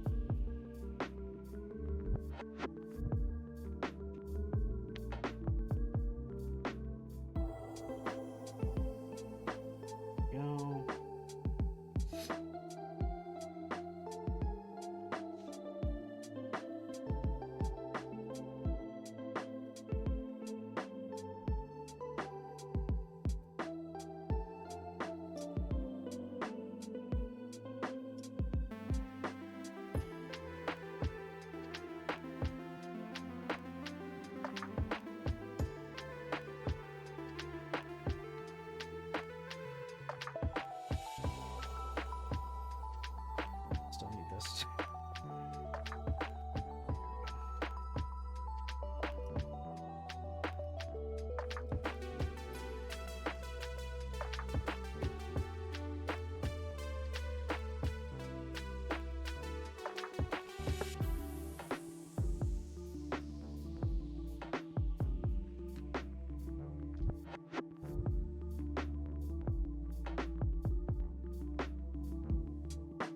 Also, holy shit.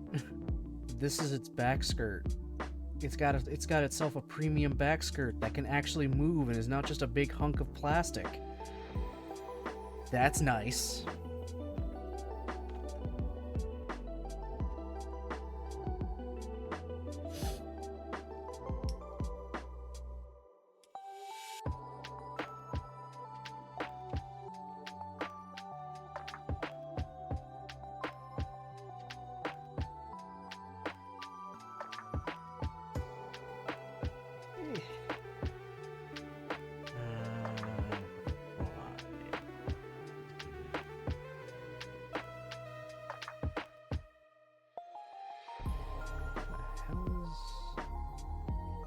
That feels wrong. Because it is wrong. I'm looking at 26 on here.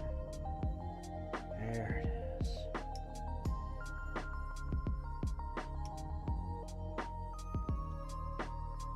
Boop.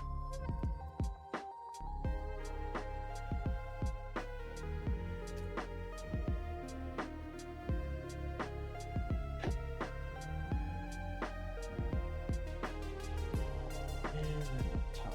C.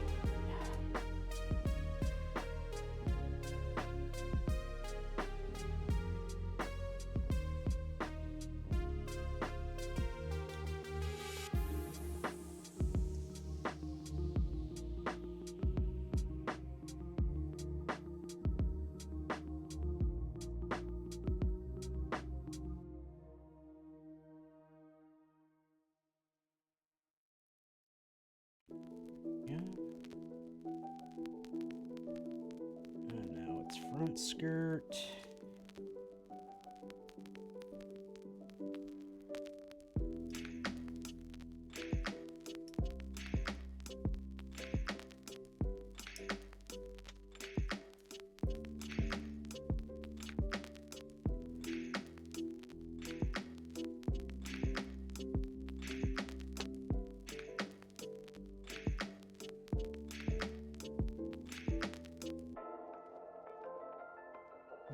Just mounted up front.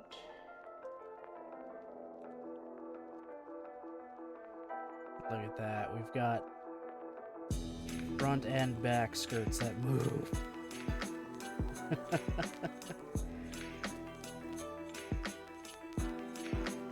Nothing is gonna get in the way of articulation now.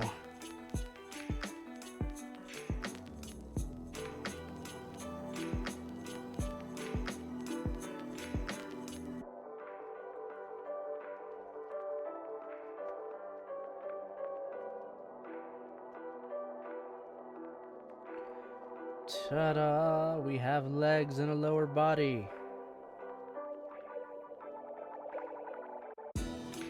I would smush it together to make the full thing now, but I still gotta add the side skirts. AKA, it's rail guns.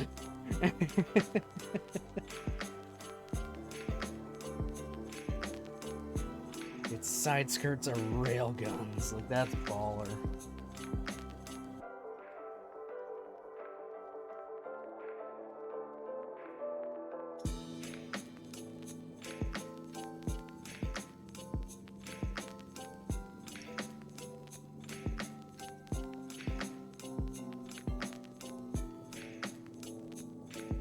So much for me going on a quick little break after, you know, finishing that leg.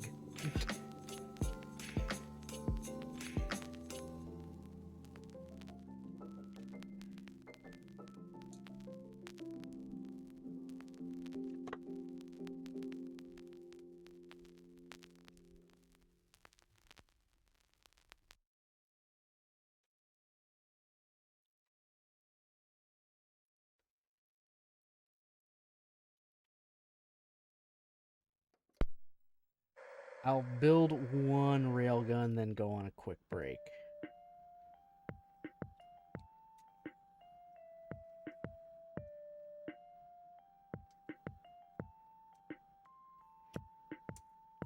I think that sounds fair. I'll build one railgun and then go on a small break. If I must.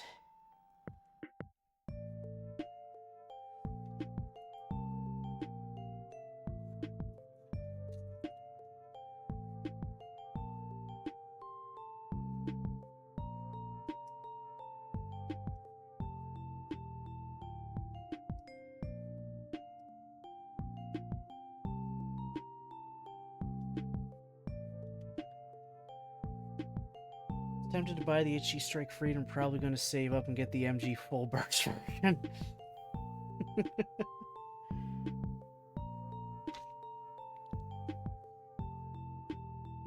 You're going to want to get it while it's hot, man. Get the Strike Freedom while you can. Because you know everyone is buying it just so they can cannibalize the backpack from it, so they can make the Strike Freedom Type 2 with the Mighty Strike Freedom kit. People are selling the backpacks on their own, built in everything on eBay for like $40.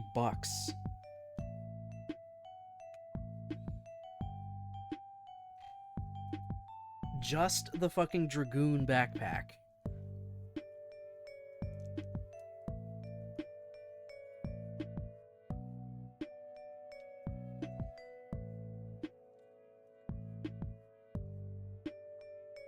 Let's see.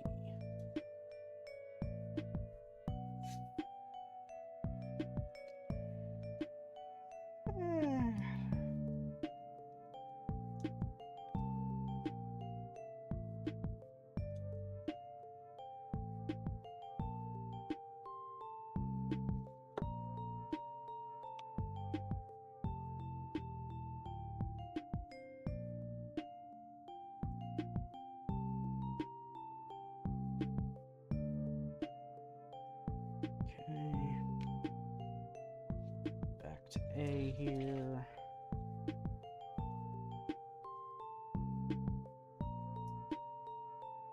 It's fine, I can wait. The Sword Calamity is way higher on my list again. The Sword Calamity, oh my god. This fucking Calamity managed to get an entire line of things. Here's the launcher variant, the sword variant, the flying variant. It got all three variants of Strike in Calamity form. The fact they got one that was able to fly is absolutely hilarious. This walking weapons platform can now fly in the air. We just had to bolt a fuck ton of jet engines to it.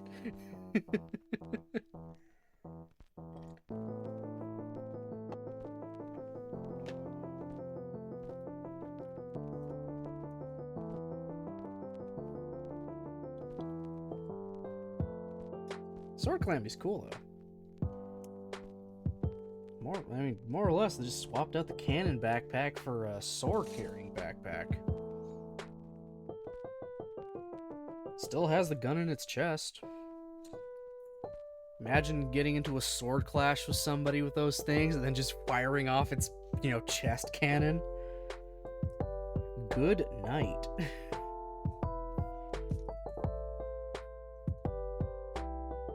Though I think it's lower power than the normal Calamities, which... yeah, sure, fine. It's lesser power, but it's still a fucking belly cannon going off in your face.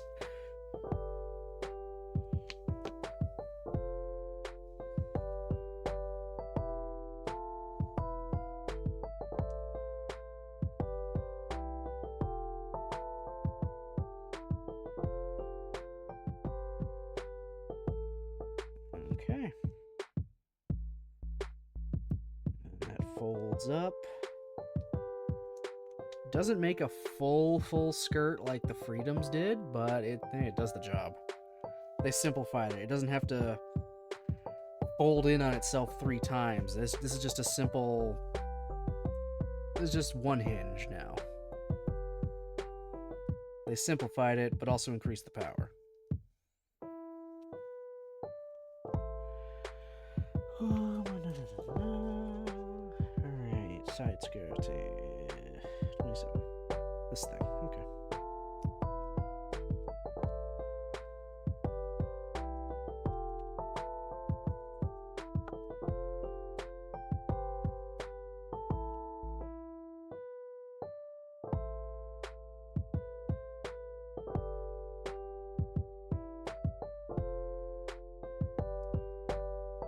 It's supposed to attach on... oh, I see where it attaches. Oh, I just pulled your arm off. Didn't mean to pull his arm off.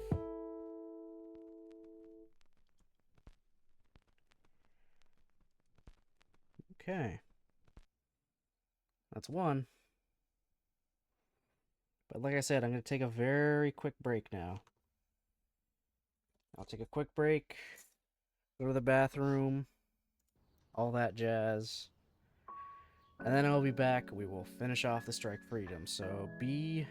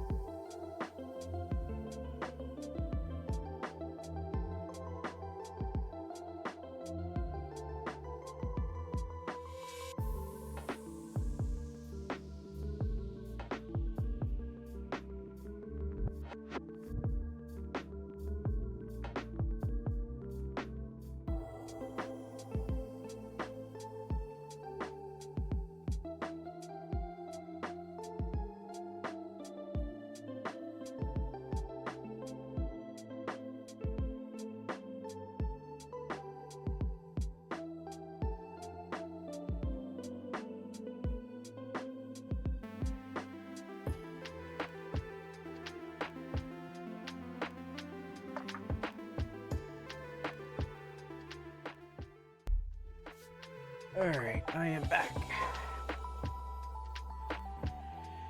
I have to kind of hurry this up a little bit. I'm starting to get a headache from looking down so much. This is what I get for not actually taking a break when I should.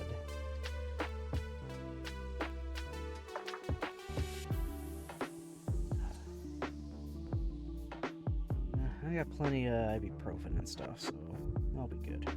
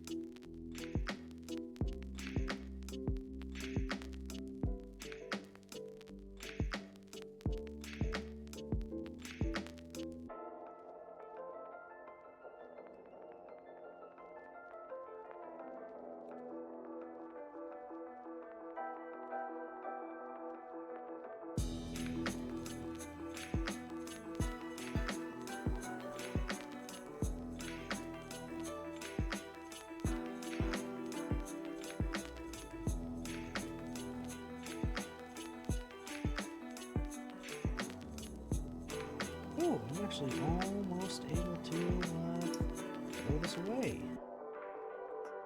Almost.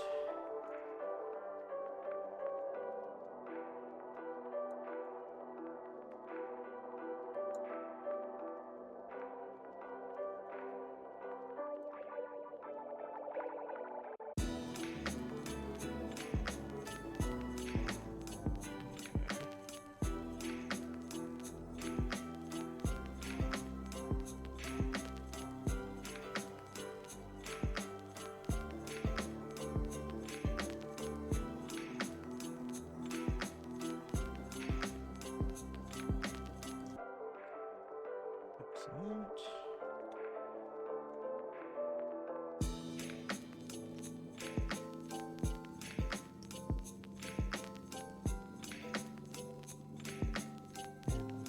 This part as well, so we'll just take it out now.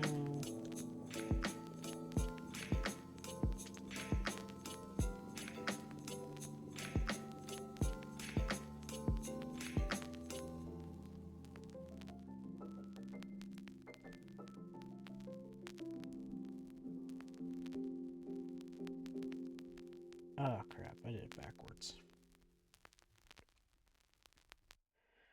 That's my bad. That's my bad. Thankfully, it comes apart pretty easily. I just have to flip these.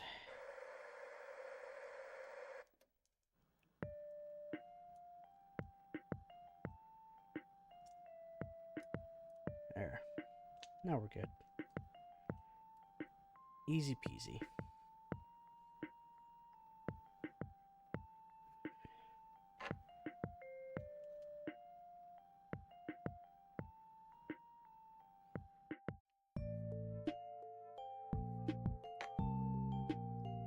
Okay.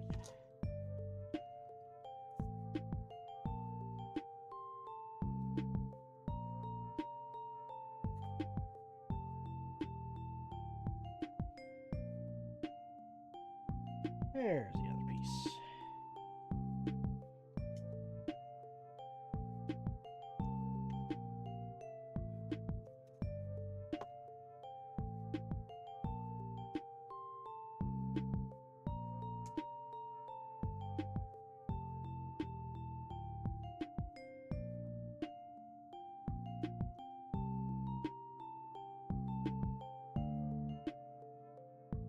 Okay. Now I will put it together properly. There we are.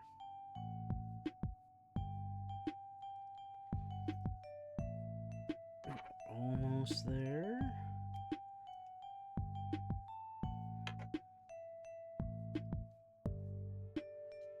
Now I can build the beam sabers.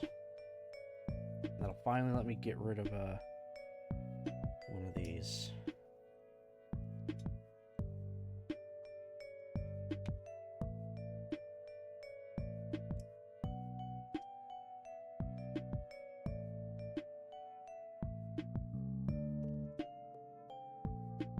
Yep. Get rid of one runner.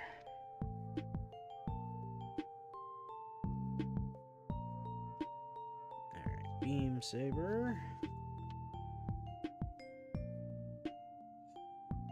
We mount onto the side skirt railguns. There. That's one. Ah, crap. I never grab the strike or the freedom. I'll do it after.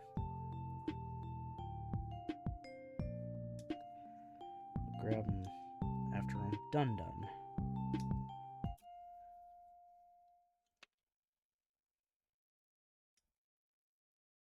I don't need to grab the strike. I'll just grab the freedom.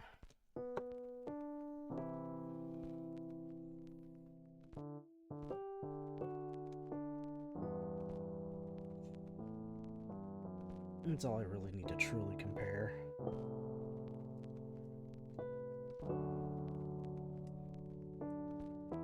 Oh, thank you, thank you.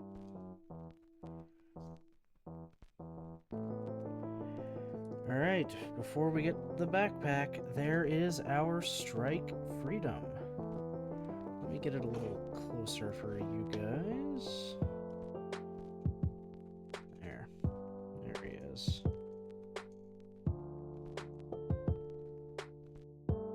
Back is very flat because there's no backpack yet.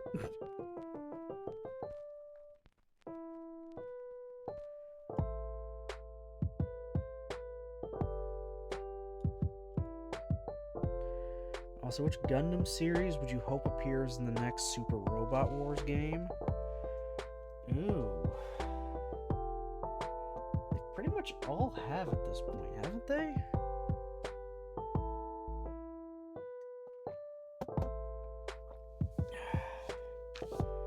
Unless Witch from Mercury hasn't.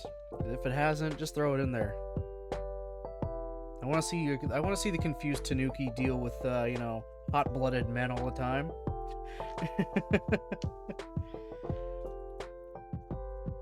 Her little freakouts.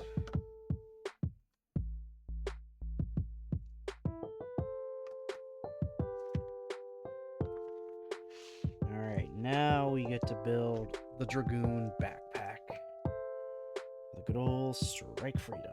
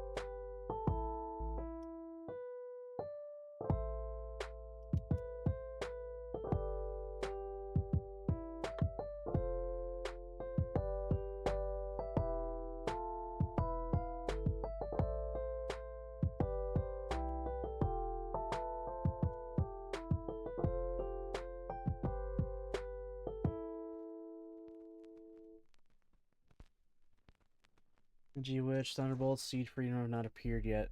Okay. I mean, Seed Freedom is almost assuredly gonna show up in the next one. I think you can fit G-Witch in there. Don't really know about Thunderbolt. I don't know. Unless it's a DLC thing like IBO was. I don't know how well you could easily kind of mash that in.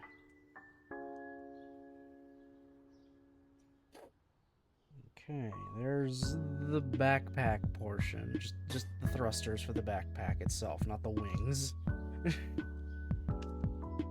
I gotta build 4 of the next part. Oh my god.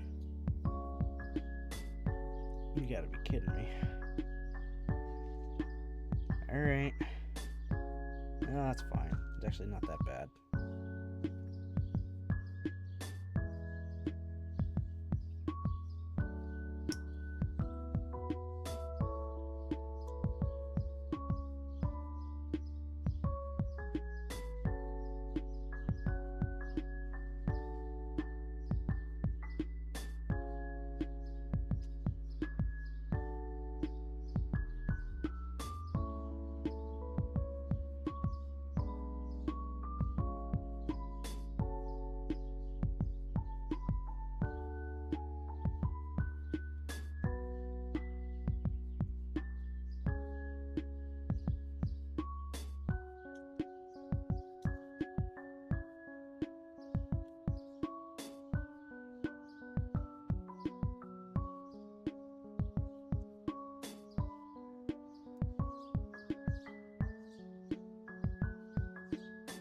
If they can make Tekkaman Blade and Space Battleship Yamato work, anything is possible. Okay. Amuro's got a lot of explaining to do. It's like, where was this guy through in every other game? He's clearly on the same side as you.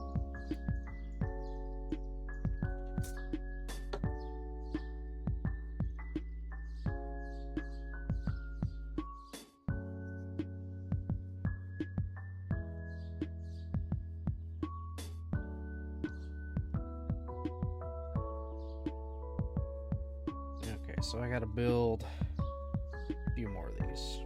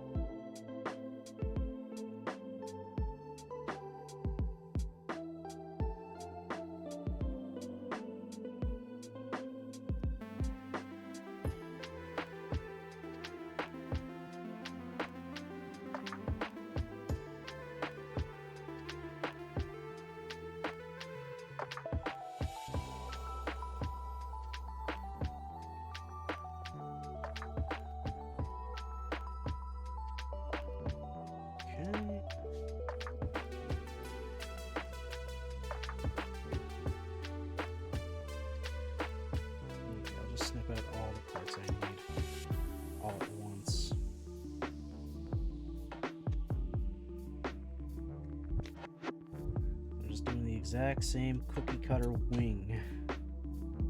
Well, part of a wing.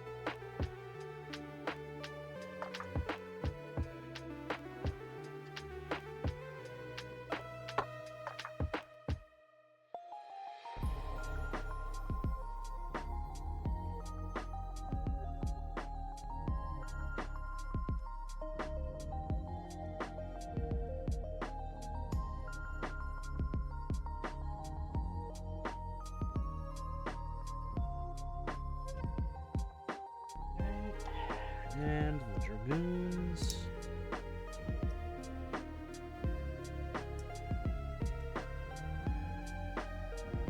And that's going to be an empty runner. Nice.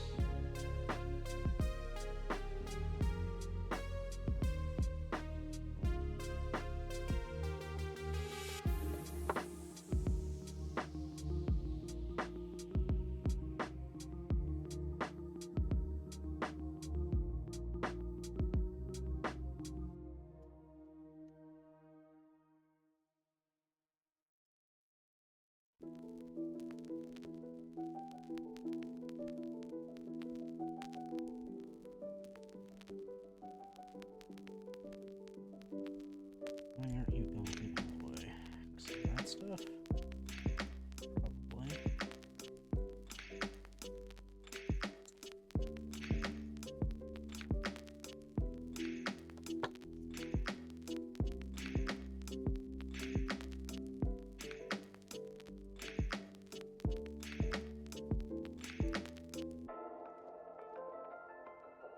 Okay, cool. Alright, all those bits of the wing. Now I gotta build more.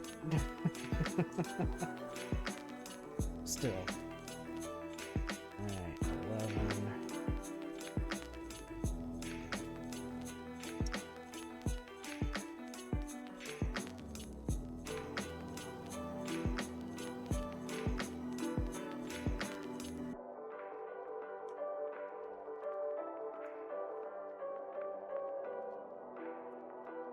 Take one of these.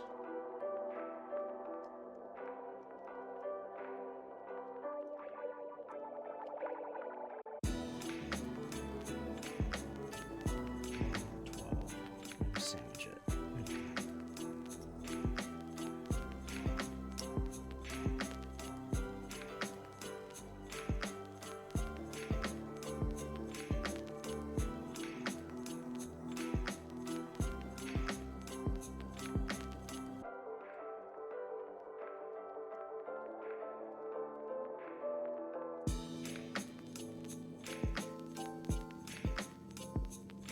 Now I gotta start adding stickers to this. My favorite.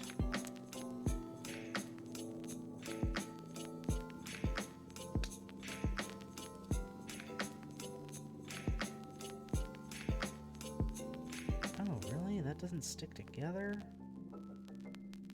Unless you got the Dragoon in? Even then, it's not gonna stick in? Oh, God, that's awful. Have to glue that down.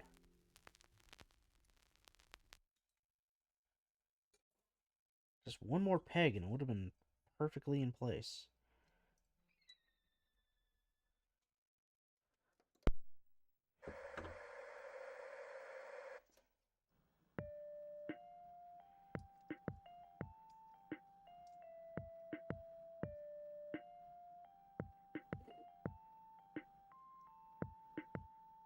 Okay. I hope I did that right. I did. Good, good, good. Now let's get those stickers out of the way. At least they're not too bad right now. They can and will get worse.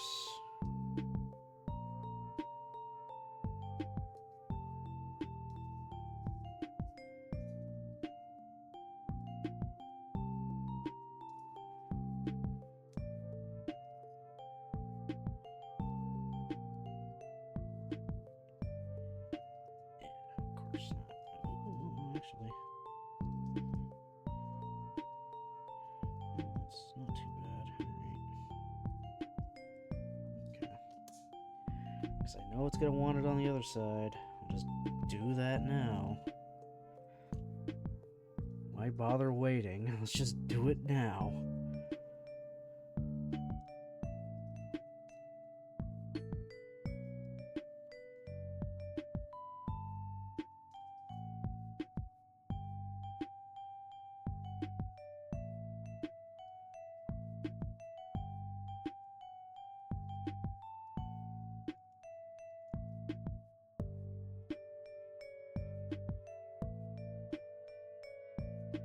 Okay.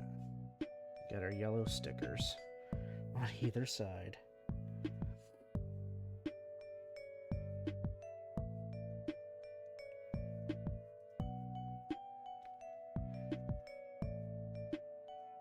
And it wants thing from here to cap it off.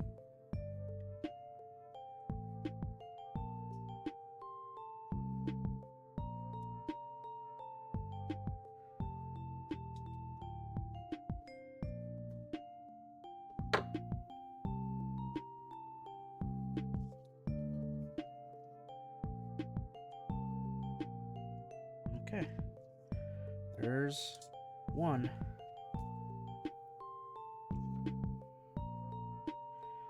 Let's do it again.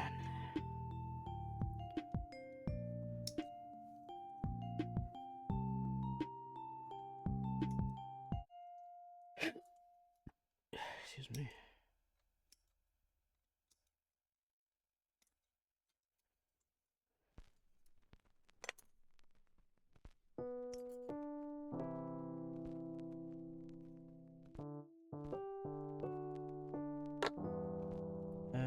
Oh, that's gonna be for the other part of this.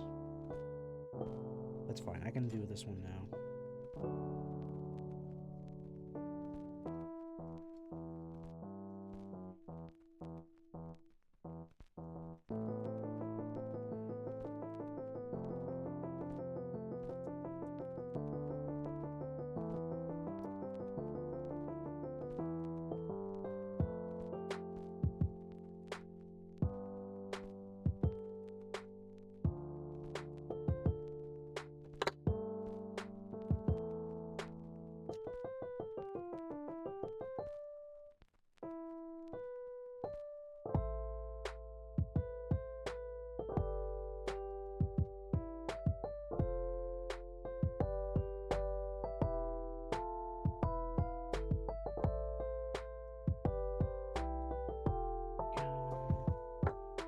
It's another Dragoon.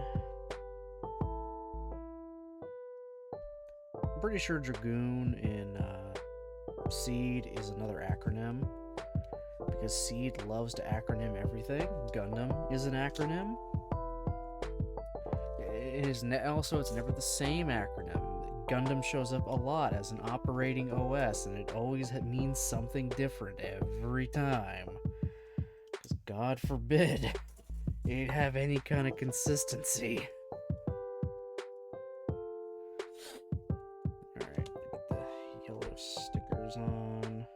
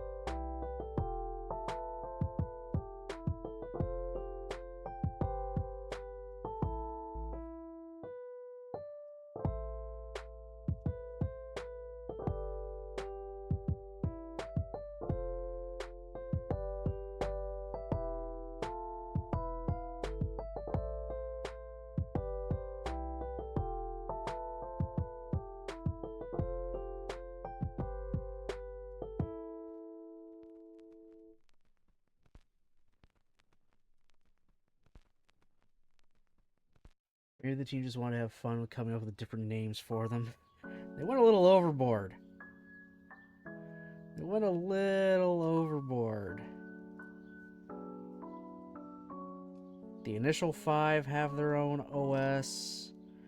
The Freedom, Justice, and Providence have their own. The Calamity Raider and Forbidden have their own. I think the Strike Rouge just uses the standard one. The Gaia and everything have their own. The Akatsuki has its own. Like, Jesus. Enough is enough.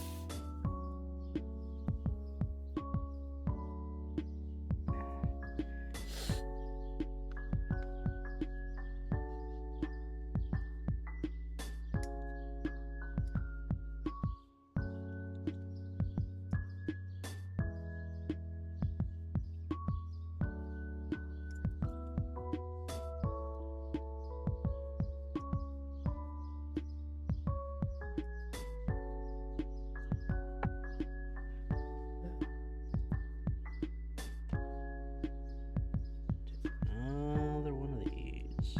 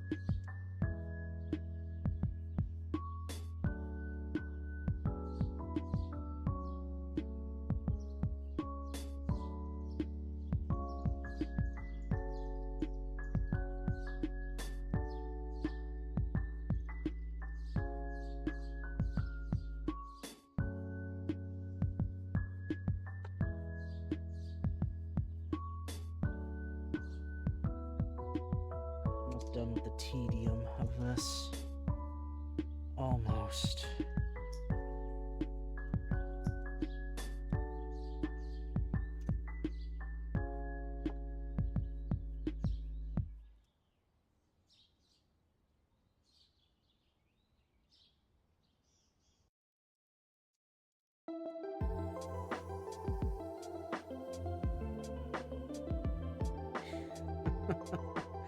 I'm just building the exact same thing over and over and over again.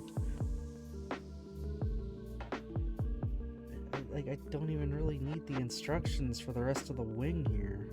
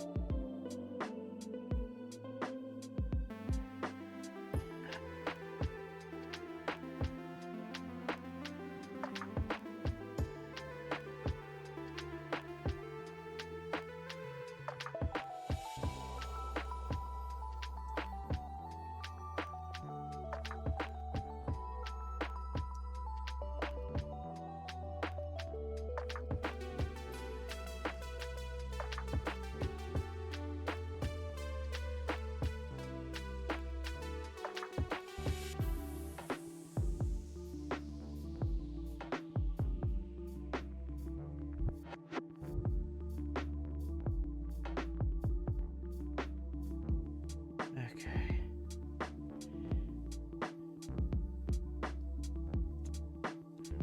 One more of those to go. Just one.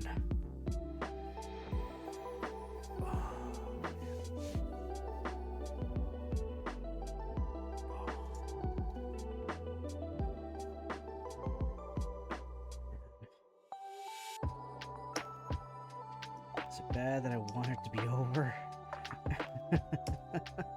Is it bad that I want this to be over?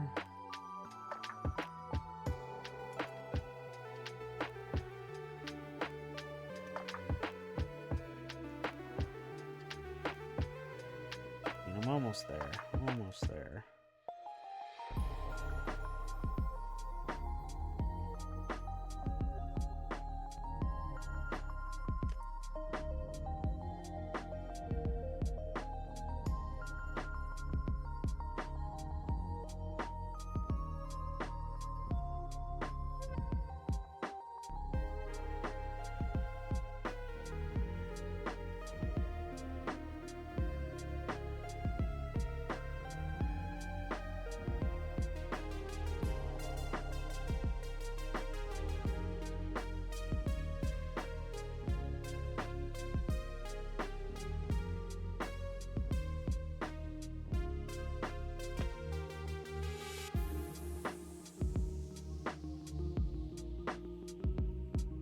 Almost there. Almost there. I feel like I'm missing something from the head. I don't know. For some reason, something's telling me I didn't do something on the head. I need to look back. That's guns.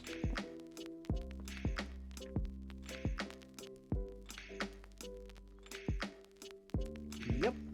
I missed a part on the head, so I'm gonna have to tear the head apart after this. I completely missed a part. Go me.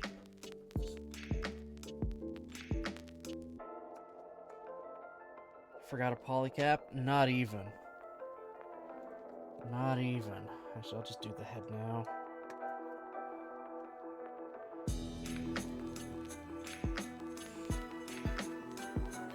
V-fin off so I don't break it.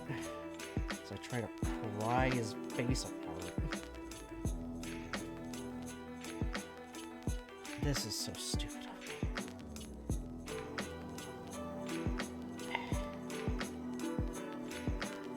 Where's my file? Oh god, doing this is always a pain in the ass. Ooh, did not mean to literally rip your face off. Jesus, that's terrifying.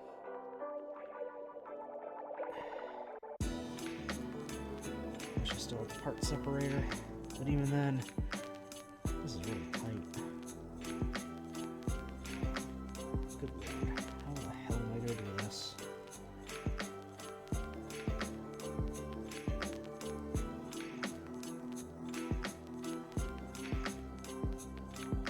There's a gray backing that surrounds the muzzle and everything. I forgot to put that in, so it's just a big blank spot. And hence why his little mouth part just popped off and I barely did anything.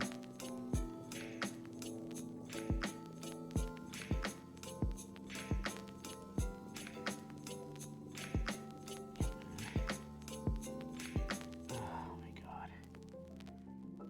Oh, this is gonna be nearly impossible to do.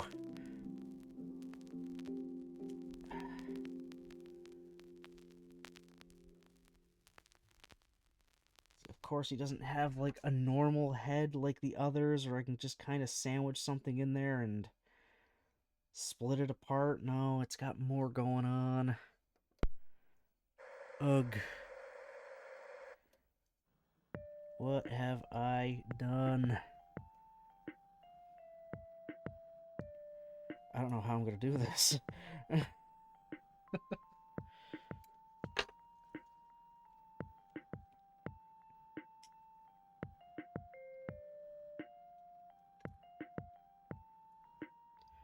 This is literally the part I forgot to put in.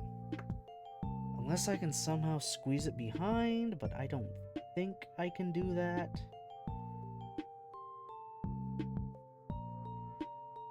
Yeah, I don't think I could just squeeze it behind there. No. I literally need to separate this head from... Yeah. This head needs to come apart.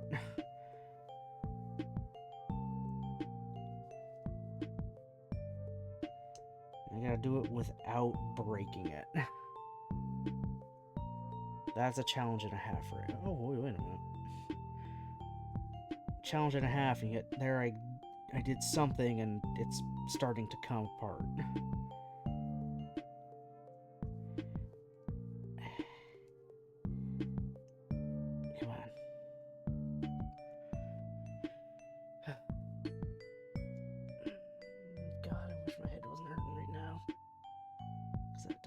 either.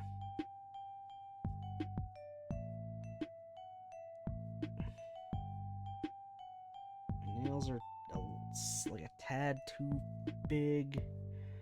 Oh, we're getting there. We're getting there. Easy does it. Easy does it. I don't want to break any of the pegs in there. Okay. Oh, there we go. Oh, beautiful. Beautiful, beautiful, beautiful. We're good. Whew. Okay. Crisis just about averted. How does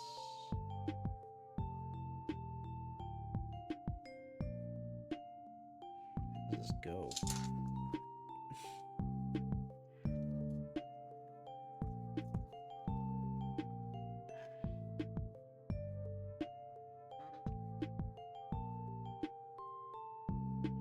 This apparently.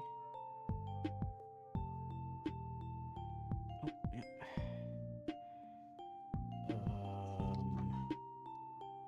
Now the muzzle, the actual muzzle. And I'm trying to put it in upside down. Go me. Okay, that's better. There we go. Crisis averted.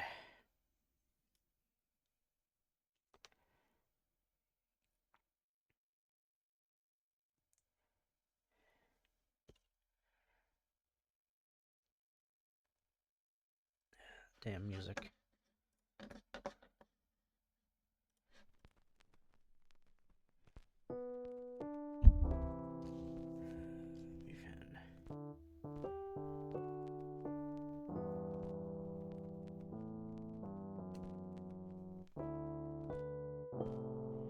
Oh yeah, that looks better now. Looks better now that it's complete.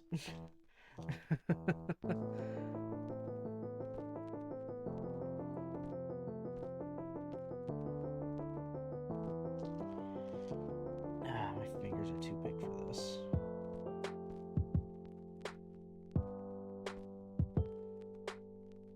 There we go. There. Now it's actually a completed head.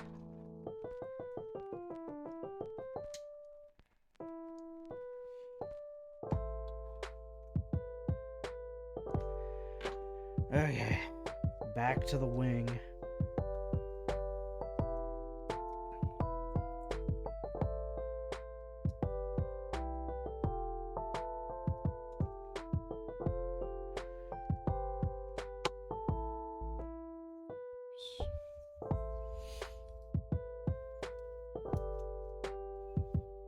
Okay, now the stickers.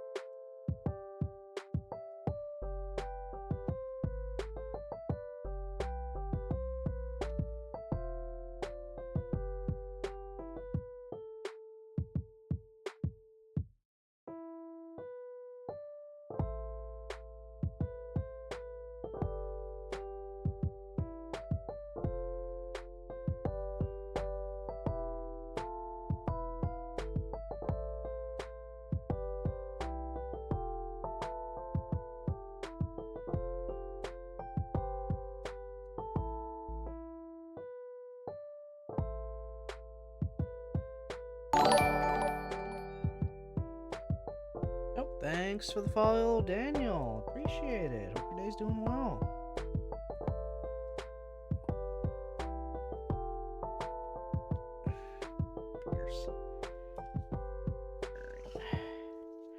Okay, we got all the wing pieces. Now we just gotta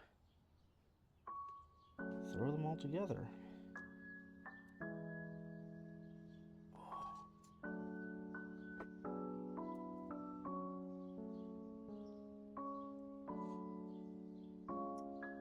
get it onto that backpack.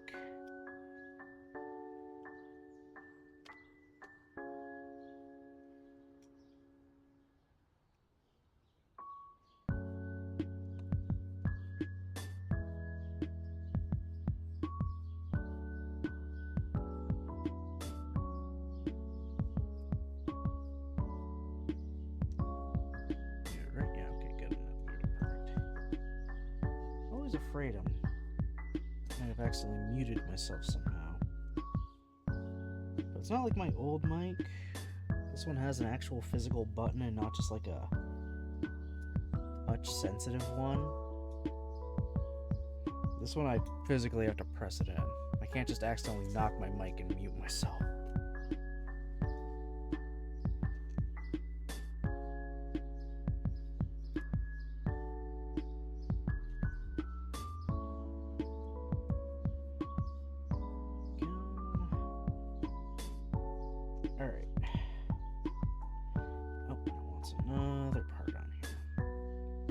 Looks like that's going to be the end of this runner as well.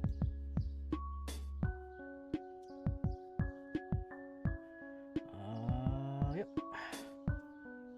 Awesome. Love it when it's the end of a runner.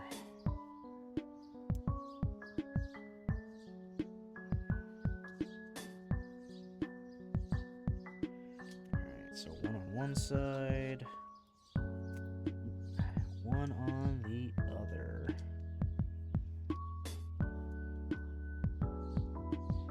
We have a wing. And I'm going to assume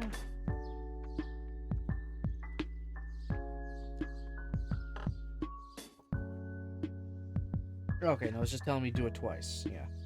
Do it twice and then I can move on to the rest of this.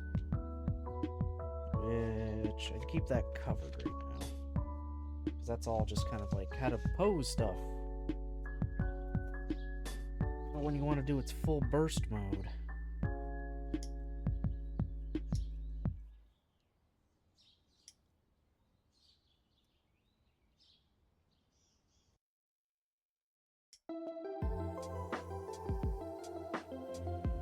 That's another empty. Awesome.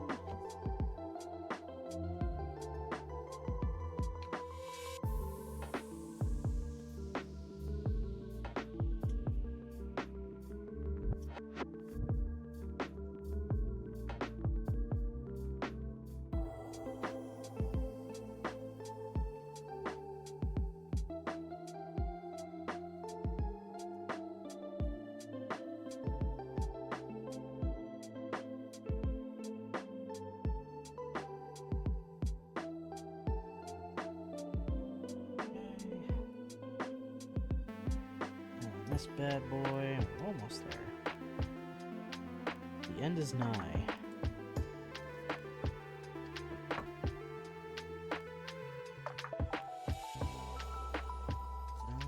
Just do the exact same thing I did with that guy. So one wing, one half, second one. There we go. Now I take the big old backpack and plug it in.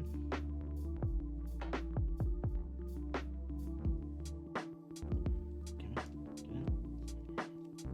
Oh, why? It's already going in the hole.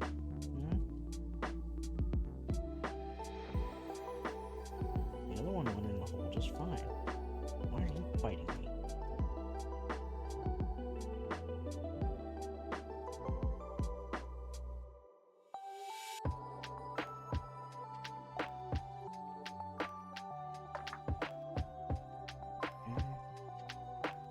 Fight me now too?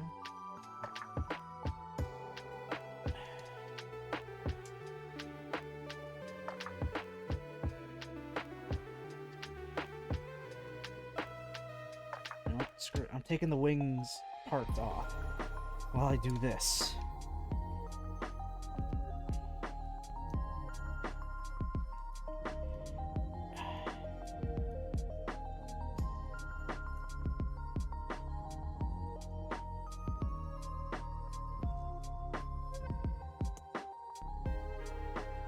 have enough room for both of these? Oh, there we go. Now they're in.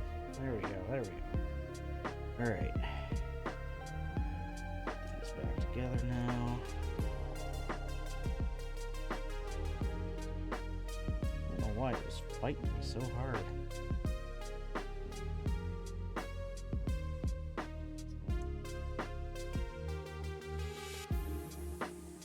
Alright, now we take our strike freedom. Yep, our strike freedom. Put the backpack on. And there we are. There's our body for the strike freedom with its wings, which can splay out. How does it have them display? Which one? Okay. So the back one, kinda. The front one looks a little more. I think. Kind of like that looks like.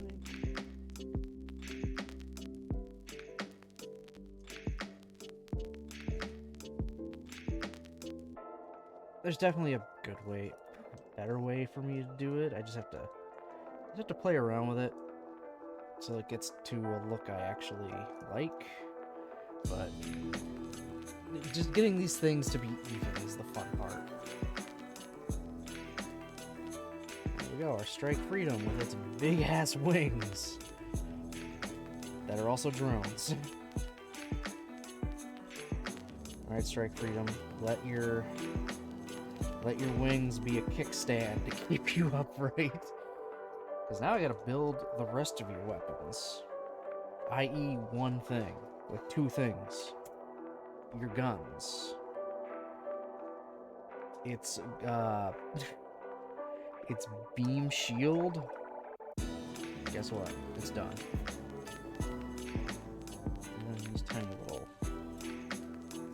Who gives a fucks on them?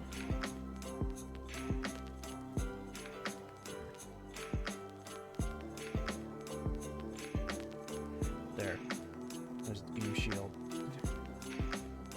Just another accessory piece.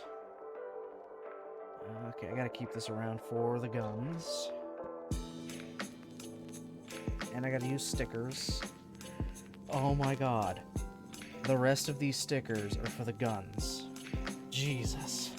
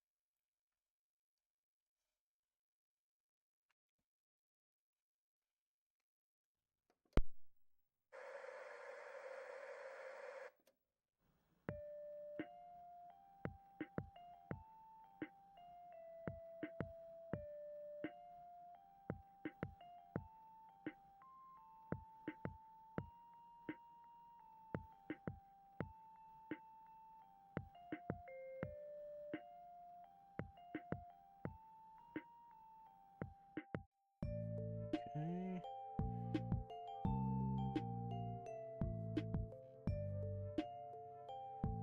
Okay, do that.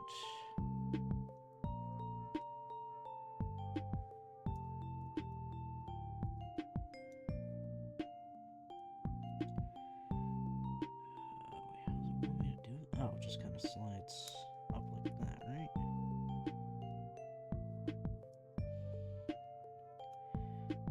Oh no, it just literally slides on. Jeez.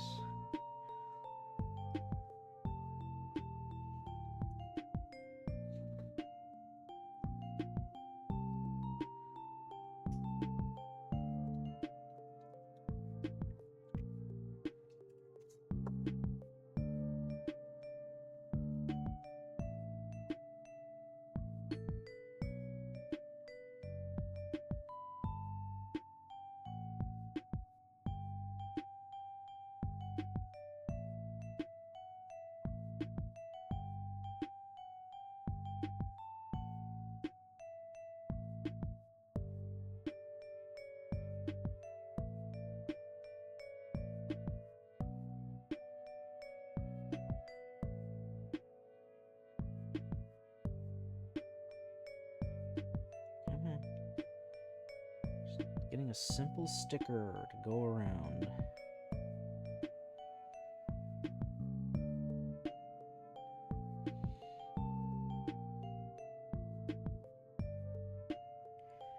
There we go.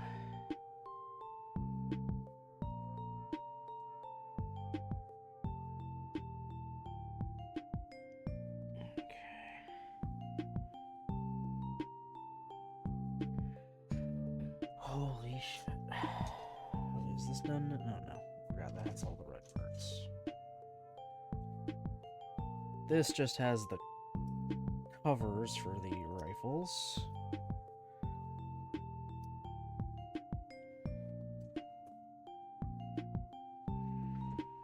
Oh my god, it needs 3 separate stickers on it. Good. Alright, let's get the annoying one out of the way.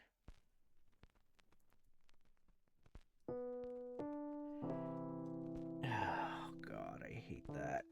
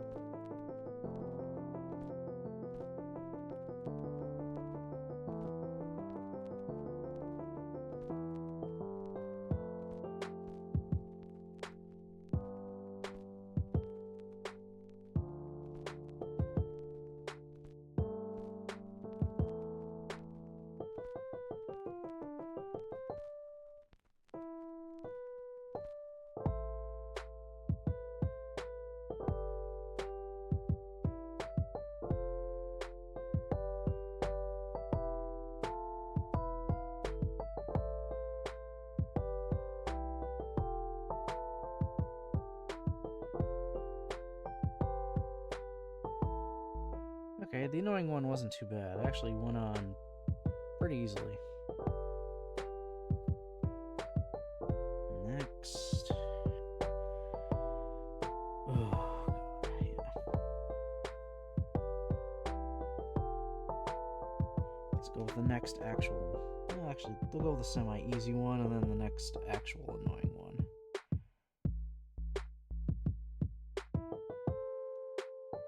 Yeah, that one's pretty simple. And now the more annoying one.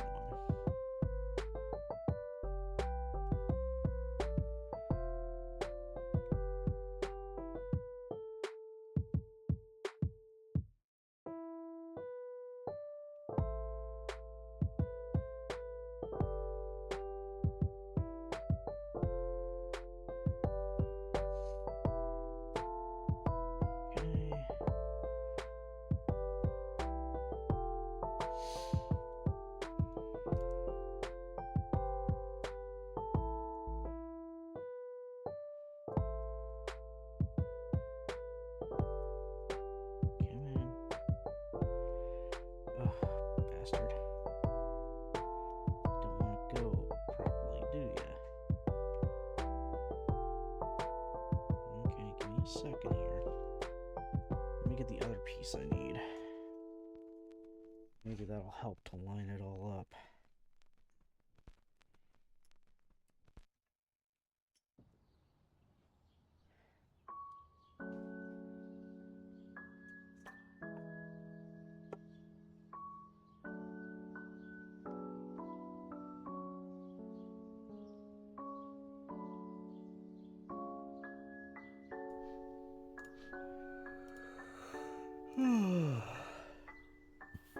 Okay. Yeah, let's try putting you on first. Hopefully that helps for lining it up. It kind of does.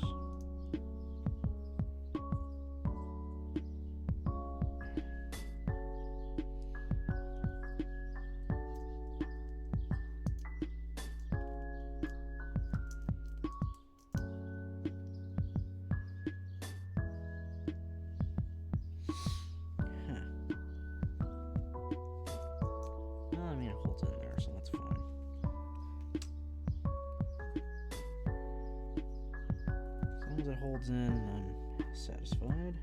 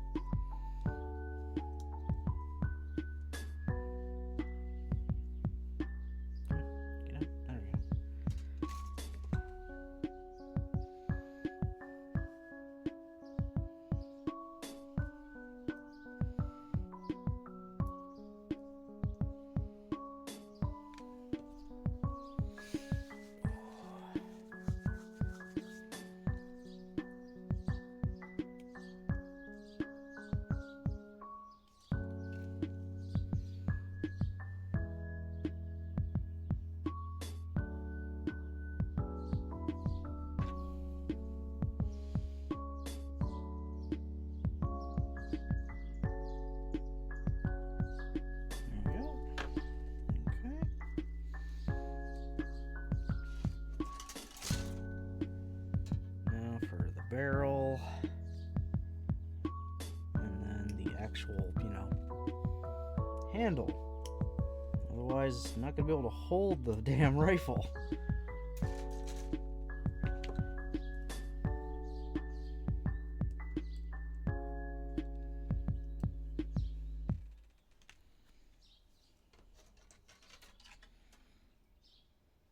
There it is.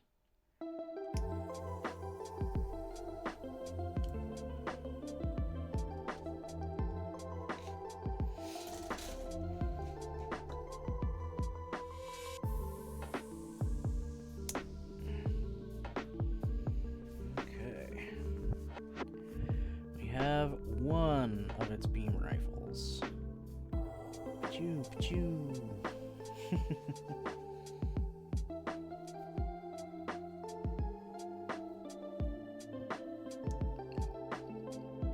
Excuse me. I'll just kind of get it in his hand so he's holding it and I don't lose it. One beam rifle. Okay, now for the next.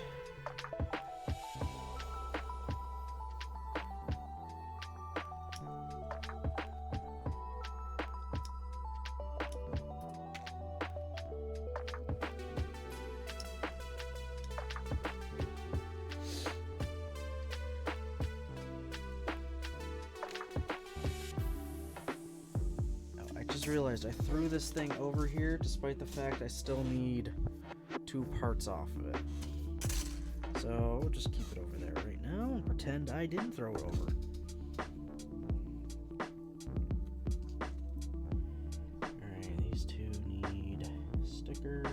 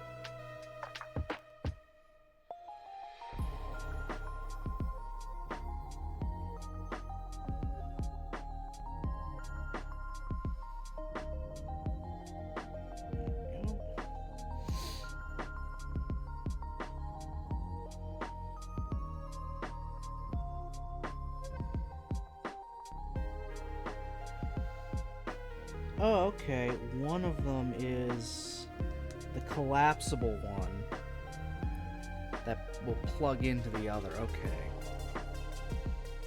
That makes sense. One is the collapsible one, so that's why it has a shifting barrel. This one's a fixed barrel, so it's always going to be the long one. Okay.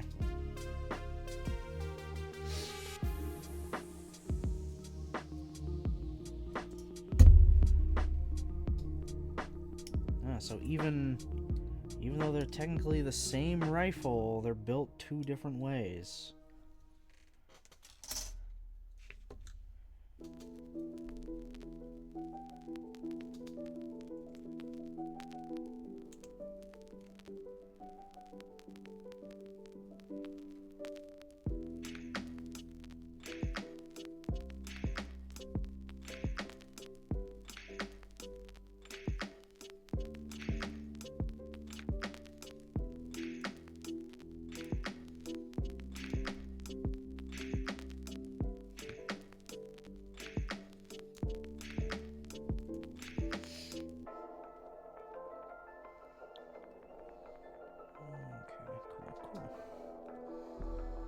Actually, yeah, that actually is really cool.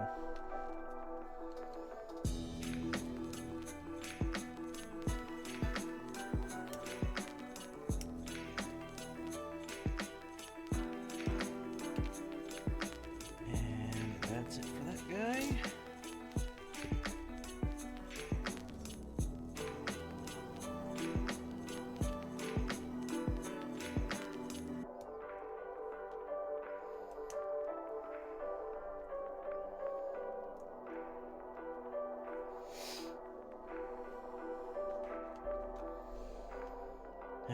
Four stickers. That's all that's left. Pain in the ass one out of the way.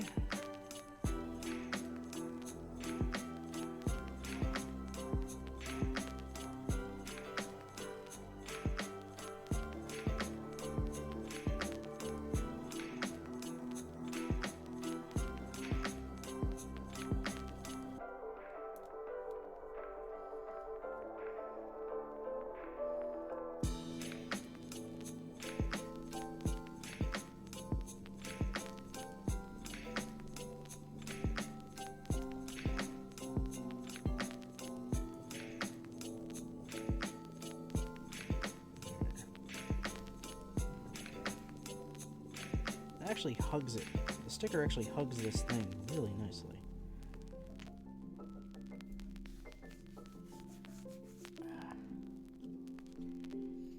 Alright, next.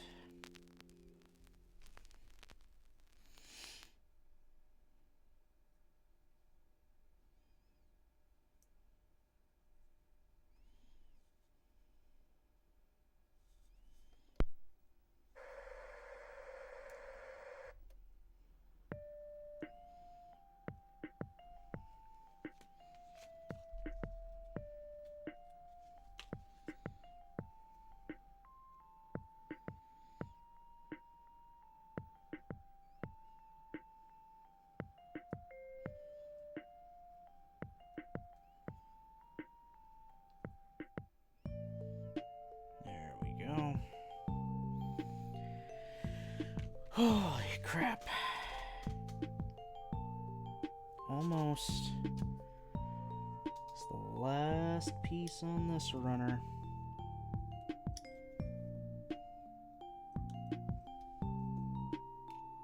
Right? Yeah.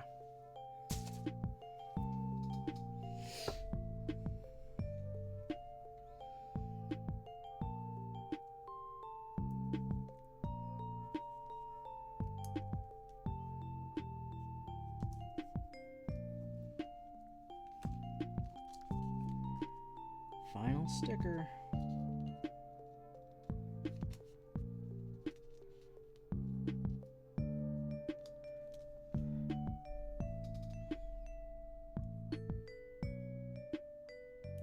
Are you kidding me?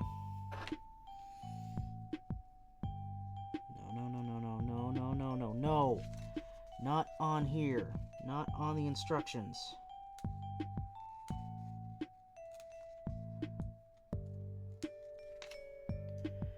Oh, I hate these things.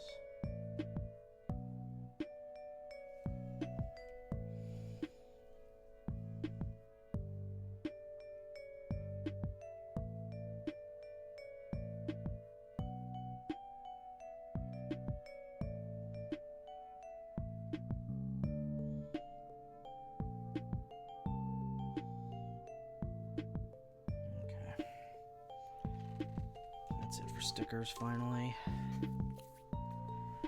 Alright. 2 more pieces. And they're not on this runner, so why did I keep it? It's this one, the one I preemptively threw away.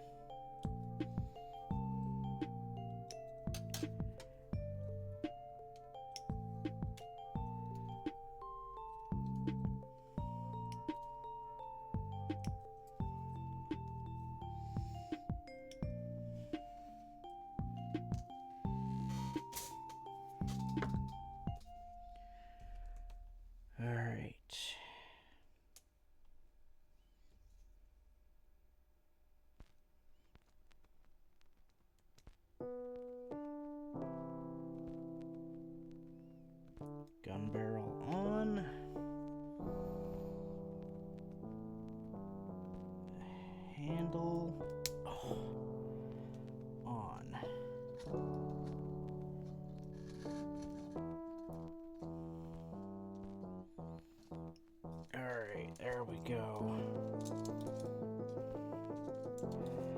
let's get this thing with its wings all splayed out.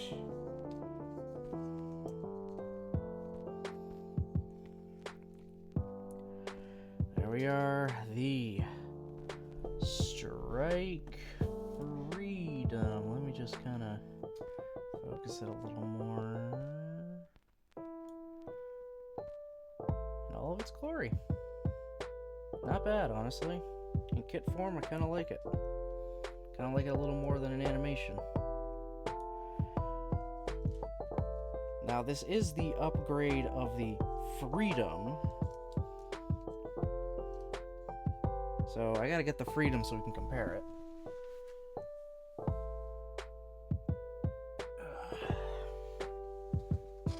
Thankfully, Freedom was just right here.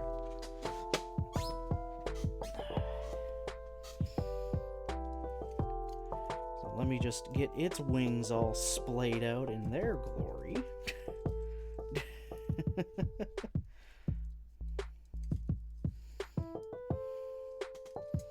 I remember how the wings move.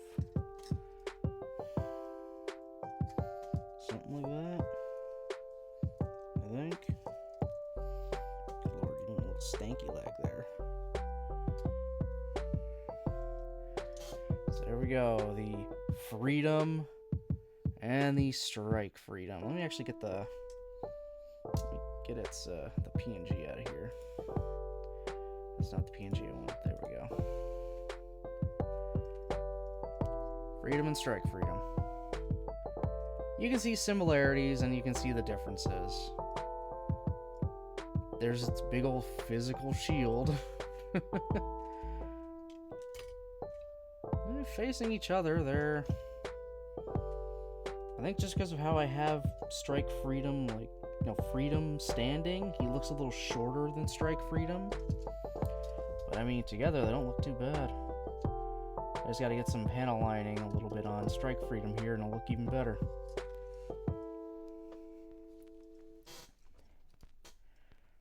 Though, nice little fun fact here, if I try to get Freedom to stand with its wings splayed out... Okay, it actually did it this time. Usually I have to, like, really be finicky with it in order for it to properly stand. But no, first shot.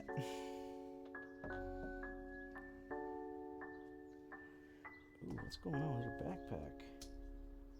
Oh, it just wasn't pushed in all the way. God, their wingspans are huge. They have massive wingspans, and there's going to be a third one joining them when I build the Rising Freedom.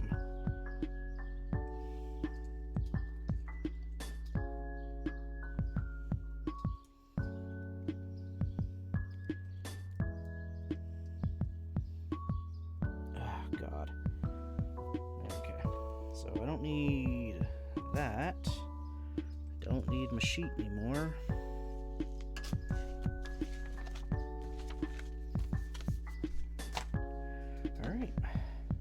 Just swap over screens and I can turn this up. You all can look at my ugly face again. Ugh, God, I really should probably like get a second camera for Gunpla so I don't have to keep moving my other one. Alright, so Strike Freedom, not too shabby at all, honestly. I'm gonna try to get his wings a little higher.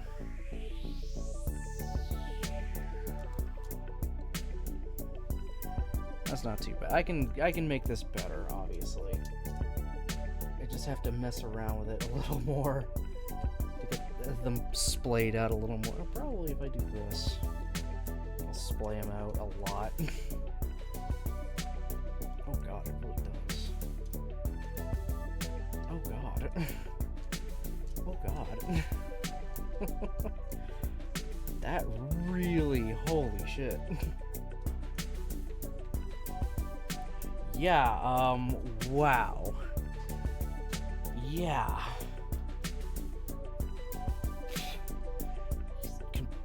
barely hold himself together from the weight of his wings. Just splayed out like that. Oh my god. I'ma just close this up real quick. I don't need this guy falling apart in my hands from just weight. That actually doesn't look too bad.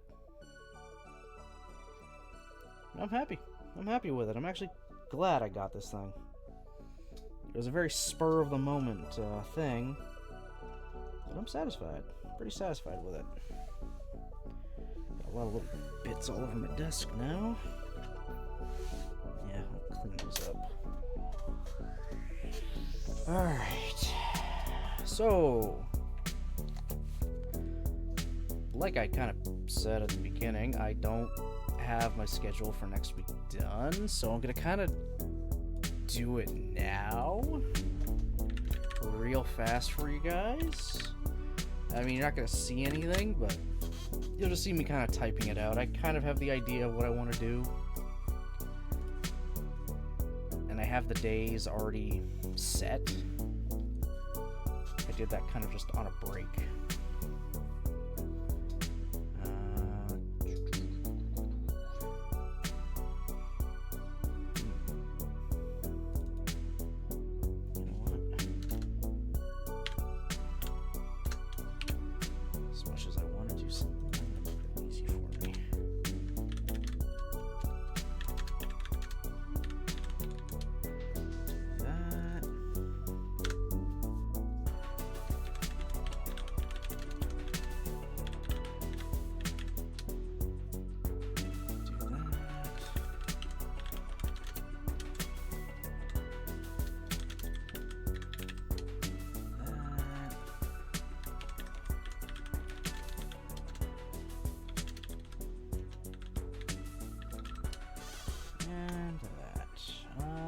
Yeah, that works for me.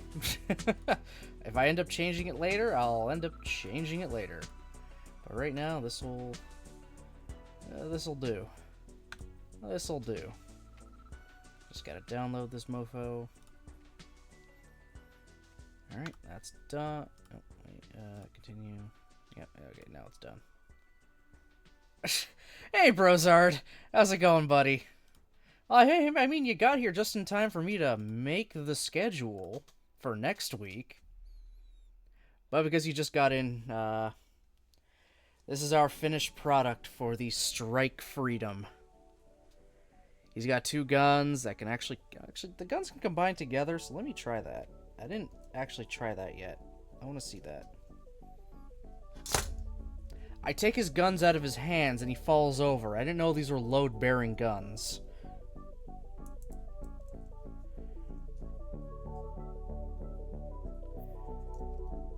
So that just goes like that. And that goes like that. Gundam's akimbo. And now it's just one gun.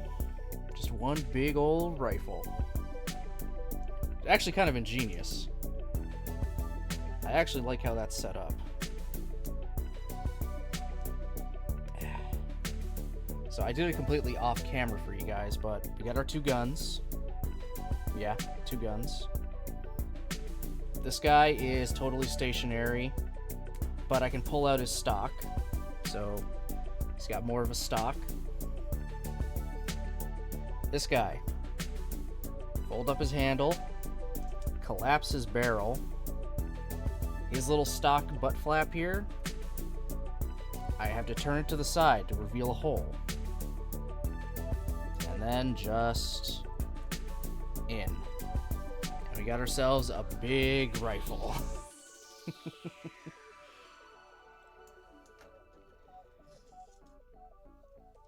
God, this backpack is... These wings are huge.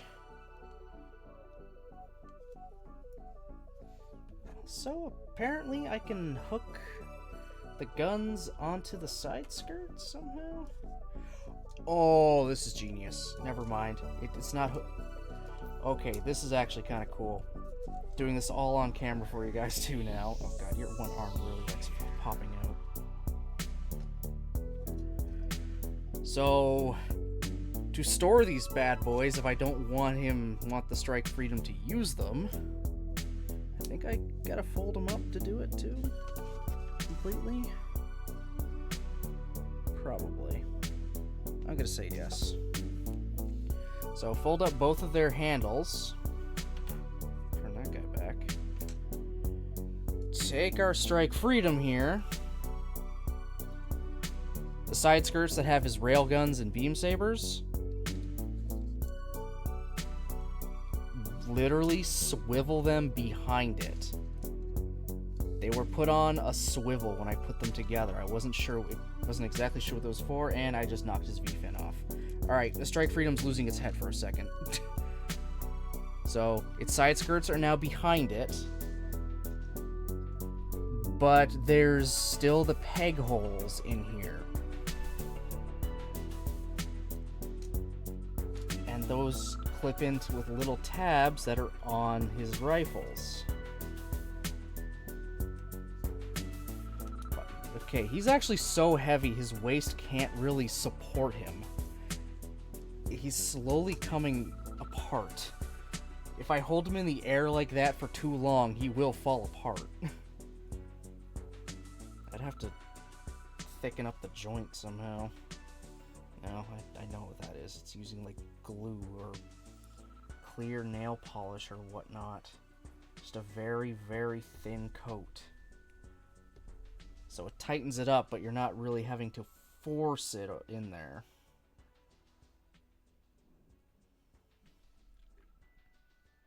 Okay, come on. The stupid head crest loves to fall out. I should just super glue this shit on. The V-fins and the head crests and all that, I should just like... Oh, you gotta be shitting me. I dropped it. I dropped the tiniest piece right at the end because it wants to fall apart on me. Oh my god. There it is.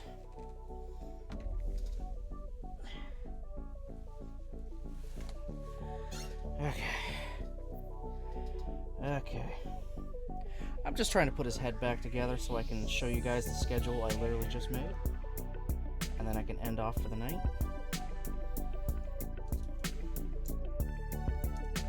Ah, there we go.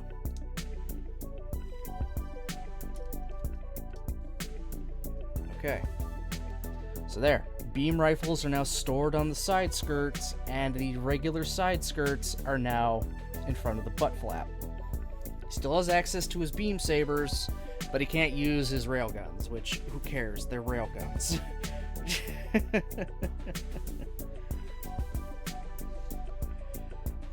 So yeah, that's actually pretty cool. But man, that Dragoon backpack really weighs down that waist. Like, holy shit. But overall, really good looking. I like it. I like it. Just gonna kind of prop them up in front of me right now. I can deal with them later. So, yeah, yeah. Now, the schedule I literally just made for you guys is right there. So, no stream tomorrow because I swapped it now. So, instead of SD Gundam, I did Gunpla and Chill tonight. So, Saturday, I'm just taking off now. Sunday, when I come back at 6 o'clock, I know, it's an off day and I'm starting a 6 o'clock stream? Weird. I will do my other Gunpla and Chill and build the Rising Freedom. Yeah, we're having a lot of freedom. So I'll have Freedom, Strike Freedom, Rising Freedom. They're all going to look essentially the same. They're Gundams. They're white and red Gundams with blue wings and blue feet with railgun hips. What else could he ask for? Okay, yeah. So that's going to be Sunday. Sunday at 6, Gunpla and Chill. Monday, I'm taking off. Tuesday at 6, we'll do some Labyrinth of Grisaya. We'll get back to a little bit of Grisaya there. I've been kind of missing it. I want to keep going through Yumiko's after story. I want to see what happens, obviously. So do you guys. Wednesday, I will also be taking off. And then Thursday and Friday at 6 will be, well, more Labyrinth of Grisaya. So, yeah, basically this is Grisaya week. It's Grisaya week. And yeah, then Saturday off, and then I will make another schedule. I'm gonna tell you guys right now.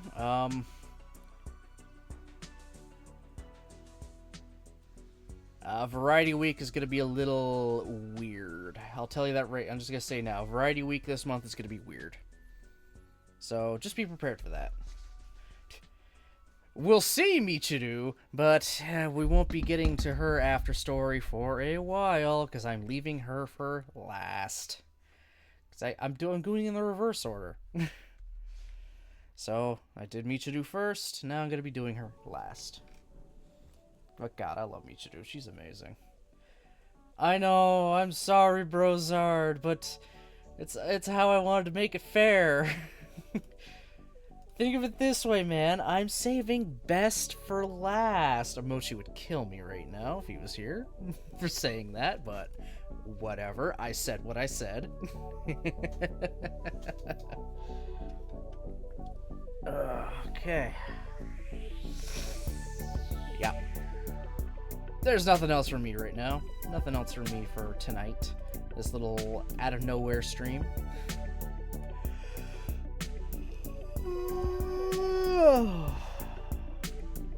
Yeah, you can tell I'm getting tired. So, yeah, I'm gonna end off for the night. So, thank you, everybody for watching, commenting, lurking, and following. Appreciate it very, very much. Next time you guys are gonna see me should be Sunday for more Gunpla and Chill.